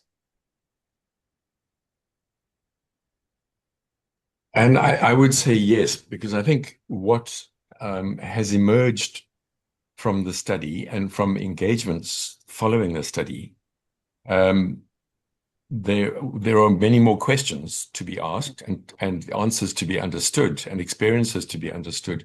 We couldn't include all of those questions in the survey or in the other engagements. And so I think there is some need for follow-up work to understand the more granular information that has emerged. So yeah, in short, yes. Thank you. Thank you very much. Jean, is your hand still up? I can't see it, but you're the next one for a question here. And I think you have given us a good answer. If I can quickly respond in terms of the question you asked, what if there's one thing? I would say, okay, take up the invitation, but really, you don't need a middleman. You can engage as on a broader level, reach out to the banking association. You don't need a go-between. And you know what? People tend to trust people you know better. So yes, reach out to the bank association, but also give first-hand, because the research done here is absolutely, but hearing it from an actual person working with a bank account as an NPO carries extraordinary weight. So I would say make an effort to actually engage directly. Don't work with a go-between. There's things like at this point in time, it's worth your while to say to the bank, at this moment in time, in terms of South African legislation, your focus really shouldn't be whether we are fundraising from high-risk areas, because that's not in the legislation at this very point in time. Section 12 is only about when you are sending money out. It literally just says if you make donations. So really, the banks shouldn't be all that worried about funding if they're so focused on regulation. The other thing is, but I should stop. But there's also a question is, think about the fact that it's not just about banks and the notion of a traditional bank. Money service providers and payment systems is a completely different thing in 2026. And it's also about, do you have access to insurance? Because insurance, when you send volunteers to work in a high-risk country, becomes not, if you're an NPO that provides humanitarian assistance into a country that's at risk or high risk, there's no insurance. You're an NPO, is that the kind of work you do? Cheerio. So that's one. Speak to the banking association, but also think about the fact that you're impacted not necessarily purely by our traditional notion of banking access, but also broader. I hear what you say, and there has been some attempts to reach out to the Banking Association of South Africa, not just by the NPO sector, but actually by people in the NPO directorate, so that we can close that gap and more have understanding. And they really ignore any of those invitations. Hence why I think if we go to the SARB meeting and Gary makes his case, they will be in the room. Members of BANCSA will be in that room. And that might be the first place. Why they seem to feel that we're a burden onto their business model. That's the feeling we're getting back from Banksa, and not the individual banks. Susan Richards, would you like to speak? Apparently you can't put your hand up. They're having a bit of a problem. Go ahead, Susan, please speak.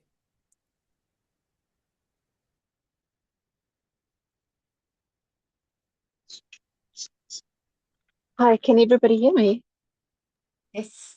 Yes, we can. Go ahead, Susan. Okay, thanks. I actually thought maybe there was somebody else online with the same name because I didn't put my hand up or send any messages through to speak. So it's not me unless there's someone else with the same name.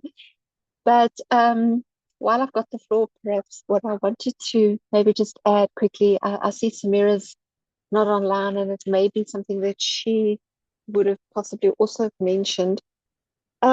Is that I think that from the regulator's point of view, we need to, well, we've done that thematic review, and there's a lot of questions that come through, or answers to the questions. There's about 106 questions that we posed to all the banks. It's it's all of the banks in South Africa, so it's a lot of information that I'm just going through.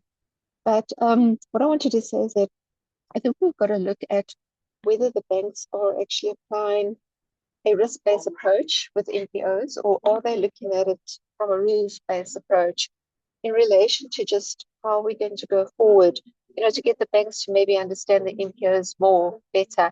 And I think that once I've gone through done the thematic review and seen the responses from the banks on how they are risking their clients, it may give a much better indication of how are the banks actually treating NPOs.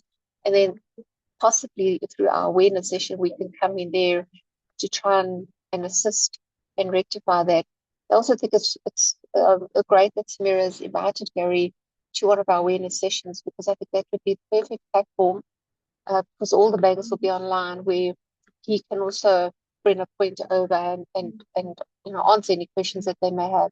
So I think that's going to be an excellent thing for us to do, and I'll definitely follow up with our guys who put together the awareness sessions to slot Gary in. So that's just basically what I want to say. And then one last thing I wanted to say is, with our inspections that we are doing with the banks, is that we are also looking at putting questions together to make sure that how are the banks risk rating the clients? Are they automatically risk rating them as high just because they're NPOs, or are they actually risk rating correctly? And I think that is also just another aspect that we could come in as a regulator, is when we are conducting inspections, it's to see how they're risk rating their clients. That's all. I was actually going to put my hand up, but I don't know what's coming through that I'm doing that, and I haven't been doing that. So thanks so much. It's all right. It's a good job you put a Hi, message and in there. may I come in? I've been trying to put my hand up. Yes, hold on a sec. Susan, can you just tell everyone where you're from, because they didn't catch it at the beginning? Oh, I'm so sorry. So I'm an analyst at the Reserve Bank at the PA. I report into Samira. Thank you. I'm actually an analyst in the terrorist financing and proliferation financing department. Thank you so much for that. That's wonderful feedback from you. Who's got their hand up that we can't see? It's Momo. It's It's my Momo. Momo, Okay, yeah. I thought I recognized that voice. Momo, please join. No, thank you. And Samira just invited me at the last minute, so I didn't see all of Gary's presentation, but I saw some of it. I'm really pleased with this discussion because, and look, I no longer represent Treasury. It's my old job. I'm only focused on the grey listing. But, I'm the criminal who drove the process for the Twin Peaks system of regulation. And really, the issue was not just the prudential issues that banks are safe, but that banks treat their customers fairly. And that's why we got FISCA. We changed from the old FSB to FISCA. Now, and of course, the other objectives are financial inclusion and financial integrity. So there's four objectives really with the banking system. on inclusiveness, I think, my sense is if there were no regulations, banks would get rid of anyone who's just not worth having from a profit perspective. And hence they would act on dormant accounts and so on. And in fact, we've been contemplating, it's one of the 100 things I failed to do whilst doing that job, which is to have a basic banking law like you have in the EU. Because today everyone does have a right to a bank account. And I would even say to people, much as we drove the whole process against the Guptas and state capture, I would still have fought for their right to have a basic banking account. Not for them to have uh, uh, the big bank accounts where they could loot and so on, but people do need a basic banking account. And if you're high risk, it should be very basic. Because I don't think we must make it easy for banks to use de-risking to close banking accounts. I think that should be an extreme step, and it should be something that there is a code currently, but I think there is a coffee bill that's coming, and I'm hoping that when it finally does, that it will deal with these issues. But what does that mean for NPOs? So I think with the NPOs, from what I can gather, we don't want to use the banks to be the ultimate like a regulator deciding who should have a bank account or not. That power should never be given to them. It should be a public function. And I think when the coffee bill comes, that could be done. But we could still apply a lot of moral suasion on the banks. I mean, I've been having lots of meetings with the banks. Yesterday, I was at a BASA meeting as well, just to keep them on board on money laundering, on the coming mutual evaluation. And I think this is an issue that we have raised, but I think we can raise in a stronger way. So the engagements that we've had, so just over this General Laws Amendment Bill, though that doesn't deal with this issue, I think we can create the platform for coming to some sort of perhaps memo of understanding or something about how they uh, commit to dealing with NPOs. I would work towards something like that. Um, just from another perspective, we've also been arguing within government that the approach that Home Affairs has been taking previously, even if you are undocumented, now I'm giving you my personal view. My view is that you should have the right to a bank account. Yes, you can put all kinds of conditions. You can say if we don't find you, we can freeze your account, uh, and you need to provide greater information or more information, etc., etc. But in our current system, when you say a bank cannot provide a banking account to someone who doesn't have all the documents or perhaps doesn't have the right visa, you're then driving people into illegality, into more illegality, which is a perverse outcome.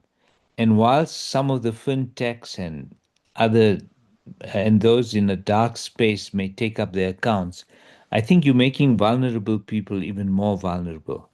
So we are kind of wanting to have an engagement on this, that we rather have people inside the tent, because frankly, even from government's perspective, if it wants to monitor, it's better able to monitor that way than if people are out and operating outside the system.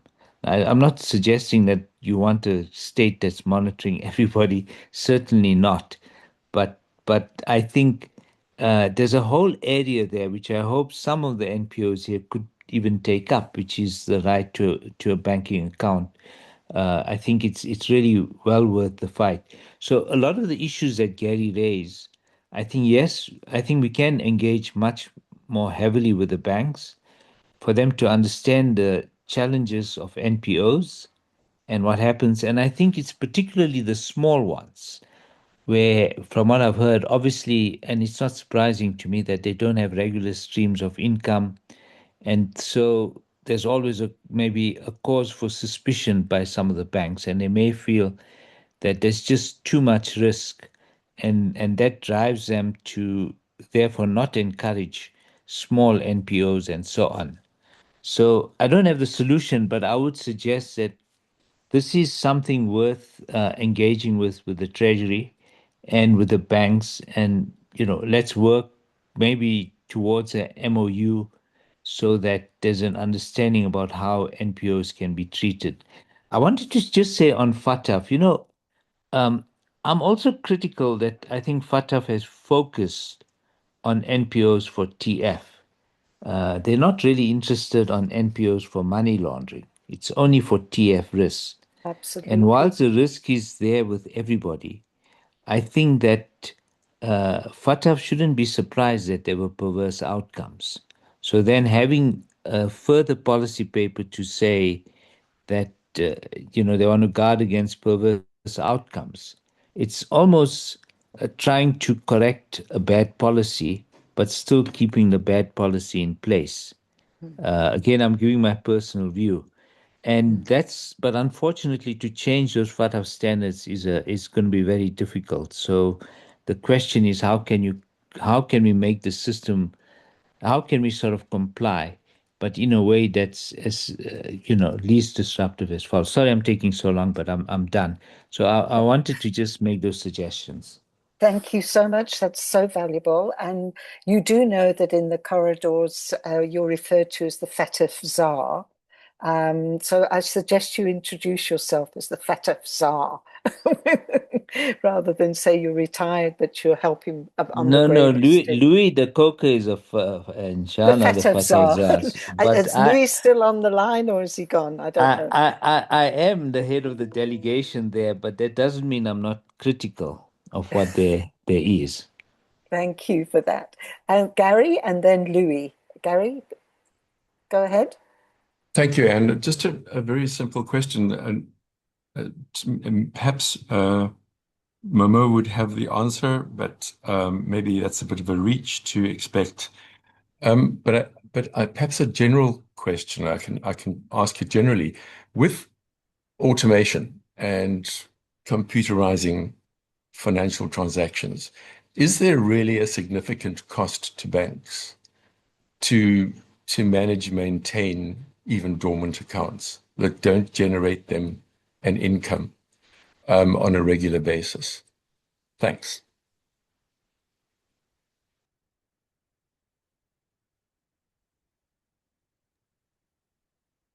Thank you. Louis, would you like to give us your question now, and then maybe we can have a wrap up between us all then? Thank you, Anne. Just very briefly in response to both Gary and Momo, starting with Gary's question, we have long tried to get to the bottom of actual costs and AML costs for banks in relation to specific bank accounts, like a dormant account, Gary, and it's nearly impossible to untangle it. So costs are often advanced as an excuse, but there isn't necessarily clear evidence backing that. And then secondly, in relation to Momo, good heavens, Momo, if I'm a Tsar, it's a Tsar after the revolution. I'm a researcher, and I'm absolutely delighted by your support for a basic bank account. I've been advocating for it for years. And I was delighted that it was also built into the FATF financial inclusion guidance last year, which will hopefully strengthen your hands in South Africa in this discussion. And there are two possible ways to go about it. Ideally, we'd love to see law around that. But in many countries, a banking code is used. And given South Africa's history, the banks working together on the Mzansi account that you recall very well from 2003, 2004, South Africa has got a toolbox of good collaboration around providing appropriate financial services. And with your input and guidance into that process, I think the current position of NPOs can really change dramatically. So thank you so much. A fascinating discussion, and it's wonderful to kind of follow it from the sidelines. Thank you. Thank you, Louis. That was very great input. And Gary, you taking lots of notes there. I am indeed. Thank you. Thank you, Gary. Thank you so much. There was also a comment from Dion Brits. Dion was actually raising something about the banks need to see us as non-profits, not as businesses. And that the bank charges that we have often, he said, if a bank needs to understand if an NPO is getting 50,000, then the bank charges need to go off the 50,000. So in other words, not flat charges, it should be a percentage maybe. Is that what you were thinking, Dion, or am I putting words in your statement here?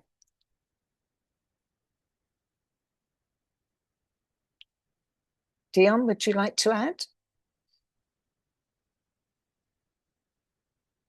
Oh, okay, Dion's not there. Are there any other comments? Like Gary pointed out, the Banking Association of South Africa pulled back quite a bit about the survey for the one-on-one interview. They were sent a series of questions, which they then put some responses to. But again, there's an example. Even in the survey, they weren't interested in completing it. I don't know why. We need to find out where the fault lies there. And Jean, I see your hands up. I'm going to start with a response to that. Absolutely. I think the first thing is to find out why, because for me as a researcher, in terms of doing a survey, if you do a survey about the unintended consequences on the not-for-profit sector, I very much understand that the Banking Association would want to take a step back, because their responses would impact the outcome of the survey, though in fact they're not part of the sector, and they connect from a different, they're on the other side of the fence. So perhaps the main thing is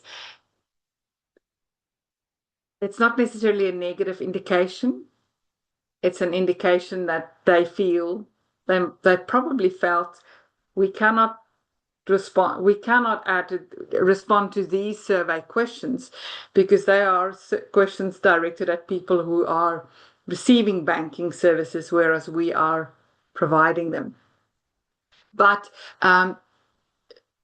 small things is also, when you open a bank account, develop a relationship, but make sure that your information that you have, even if it's not a lot, you are in control of the information you share with the bank. For instance, at the moment, there's a very strong push in terms of using complex structures to hide beneficiaries and beneficial owners.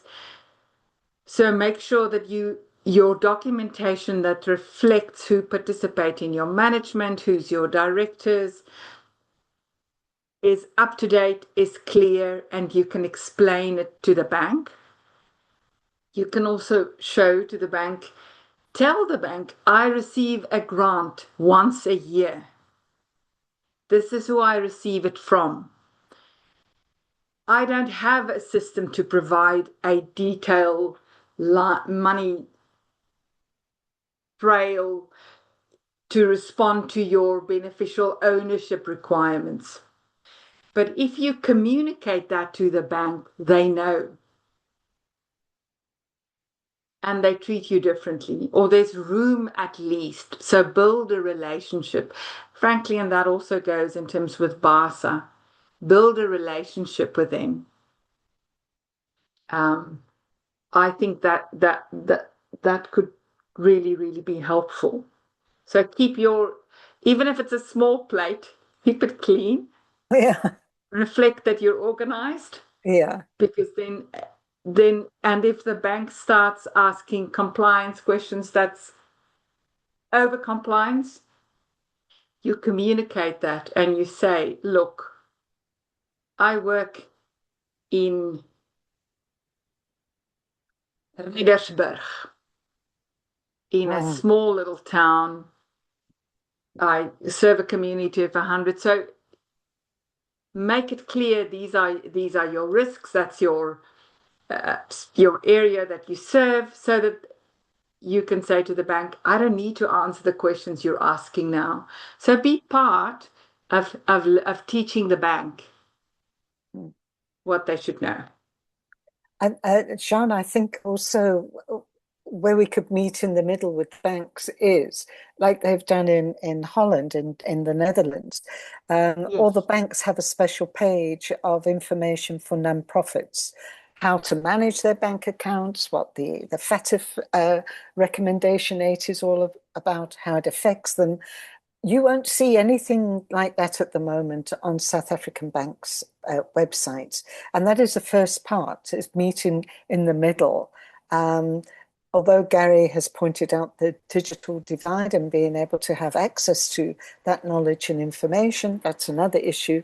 But yes, definitely, the banks can go a long way by explaining from their side on why they need this information from the non-profits, and definitely the non-profits need to explain their case and their area of operation and the small amounts of money that flow in and out. However, I do know of an organization that has over 3 billion invested with the same banking group, and they had some problems with the change in their trustees, and they froze their bank account. So there are a lot of problems that we're having with the efficiency of the banks as well. And even if we open up the communication avenues, we've still got to get over those individual banks and the way they operate. So, yep, there's a number of issues there. I don't see any more hands up. Is there anyone else that would like to add a comment or two here? There was someone that mentioned they're a registered NPC. They've also got PBO status. Now, if they want to receive money internationally or send money internationally, they have to be registered as an NPO with the DSD. Can anyone confirm if that is correct? Because it's the first time I've heard of it. And may I suggest, I think it's very useful to get to know such experiences, right? And like you're asking for detail, it would help to get more detail, which bank, what transaction, etc., or is there any communication? Because then it's easier to take this up. I also just wanted to make a separate point. You asked if there's any other comments. I mean, I looked at the Inyatello study, that survey, and I must say it scared me what's been said there on TF risk. And I think we're going to have to explain that. And so I noticed that Samira said, invited Gary. I would like to talk about that survey. And I think the NPO sector will also have to explain that with the assessors, because, and to see how that first it will fit into the national risk assessment and to TF risk in the NPO sector. So just from what's been said there, I know it's going to invite many questions, which is not to say we shouldn't put it, and that's not the reality, but there's perceptions of people feeling either the government is acting against them, or their banks have closed in their accounts, or people have approached them to do TF financing. Now that is like clearly someone asking them to do something illegal. I'm not sure if they understood the question, given it was a survey. But as a separate discussion, I think it's worth just going through that, because it will be picked up. I must admit, when I read that initially last year and saw the response, I actually said, I think a few bots have slipped into the survey, because some of those responses were strange. And I did bring it up with Gary and the team that I think they needed to sort of look at those individual responses. But you're right, it looks quite scary that some of them have said they have been approached by possibly terrorist organizations. So thank you very much. I'm now going to call on Feral to please close the meeting and give us a way forward. Thank you, everyone, for your participation. Yes, thank you. My goodness, how time flies. I mean, this was certainly a really robust session. I really enjoyed listening to all the presenters, the comments and input from the participants. While ideally we would have liked all those who registered to join, but we understand life happens and some of them can't attend on the day. However, I want to assure you that we will be sharing the report of today's, like we normally do, with our entire database. It never just goes out to those who have registered, so it just goes out to broadly, so that people get a sense of what the discussion was about today. And then, of course, the number of things that we still need to do to fix, in inverted commas, some of the things that we feel is a bit heavy-handed. So I just also, some of the comments that came out was very interesting. I really appreciate the invitation by Samira for Gary to present, and Gary's already said he doesn't mind attending, so that's very good. Also, there was a question about whether we need a specific banking survey. There seemed to be consensus that we should do that, so that's more work that needs to be done. Then some of the comments that came through, quite a lot about the risk-based approach that the bank does need to focus on. I think there was issues around fees, high fees that needs to be reconsidered based on who the client is. I think Dion made a sound comment about the kind of monies or funding that comes in. However, fees can sometimes be so high that you erode that income just by paying the kind of fees that banks require. So yeah, I think the other comment about us getting a bit closer to the banking association and Anne's response that we have made attempts for a couple of years now. And we're always trying and building relationships with people we think are in these spaces so that we can reach out and help them to open doors for us. But then again, Gary also said that we reached out to the banking association and didn't feel that they could respond to the MUCON survey. So I am happy to wrap up, and I just want to thank the presenters again for your time. So these presenters have to prepare and make sure that they show up, and so there's a lot of time. Often a lot of this work is all done on a voluntary basis. I think I just want to remind all of us about that too. Time, you're showing up. I would like you, as I always do, to encourage others in the sector to join these sessions so that they too can have their say, but more importantly, go away with information that creates a bit more awareness in the way that they operate, in the way that they, boards need to look at what is compliance and what are the things that we're not doing as boards. And so just to encourage you, please, to spread the word as far as wide. We can only do so much. We try as best as we can. We can only do so much. So finally, I want to thank the Inyatelo team for the coordination and just making sure that the trains run on time. Every time we have these sessions, I just want to thank all of you once again and go out until we meet again. Thank you. Farewell. Have a good time, everyone. Thank Bye. you, Inyatelo, and Bye. thanks Thank everyone. you. Thank Thank you. you. Thanks so Bye-bye. much. Thank you. Bye. Very much. Bye. Thanks, bye. Thank you. Bye.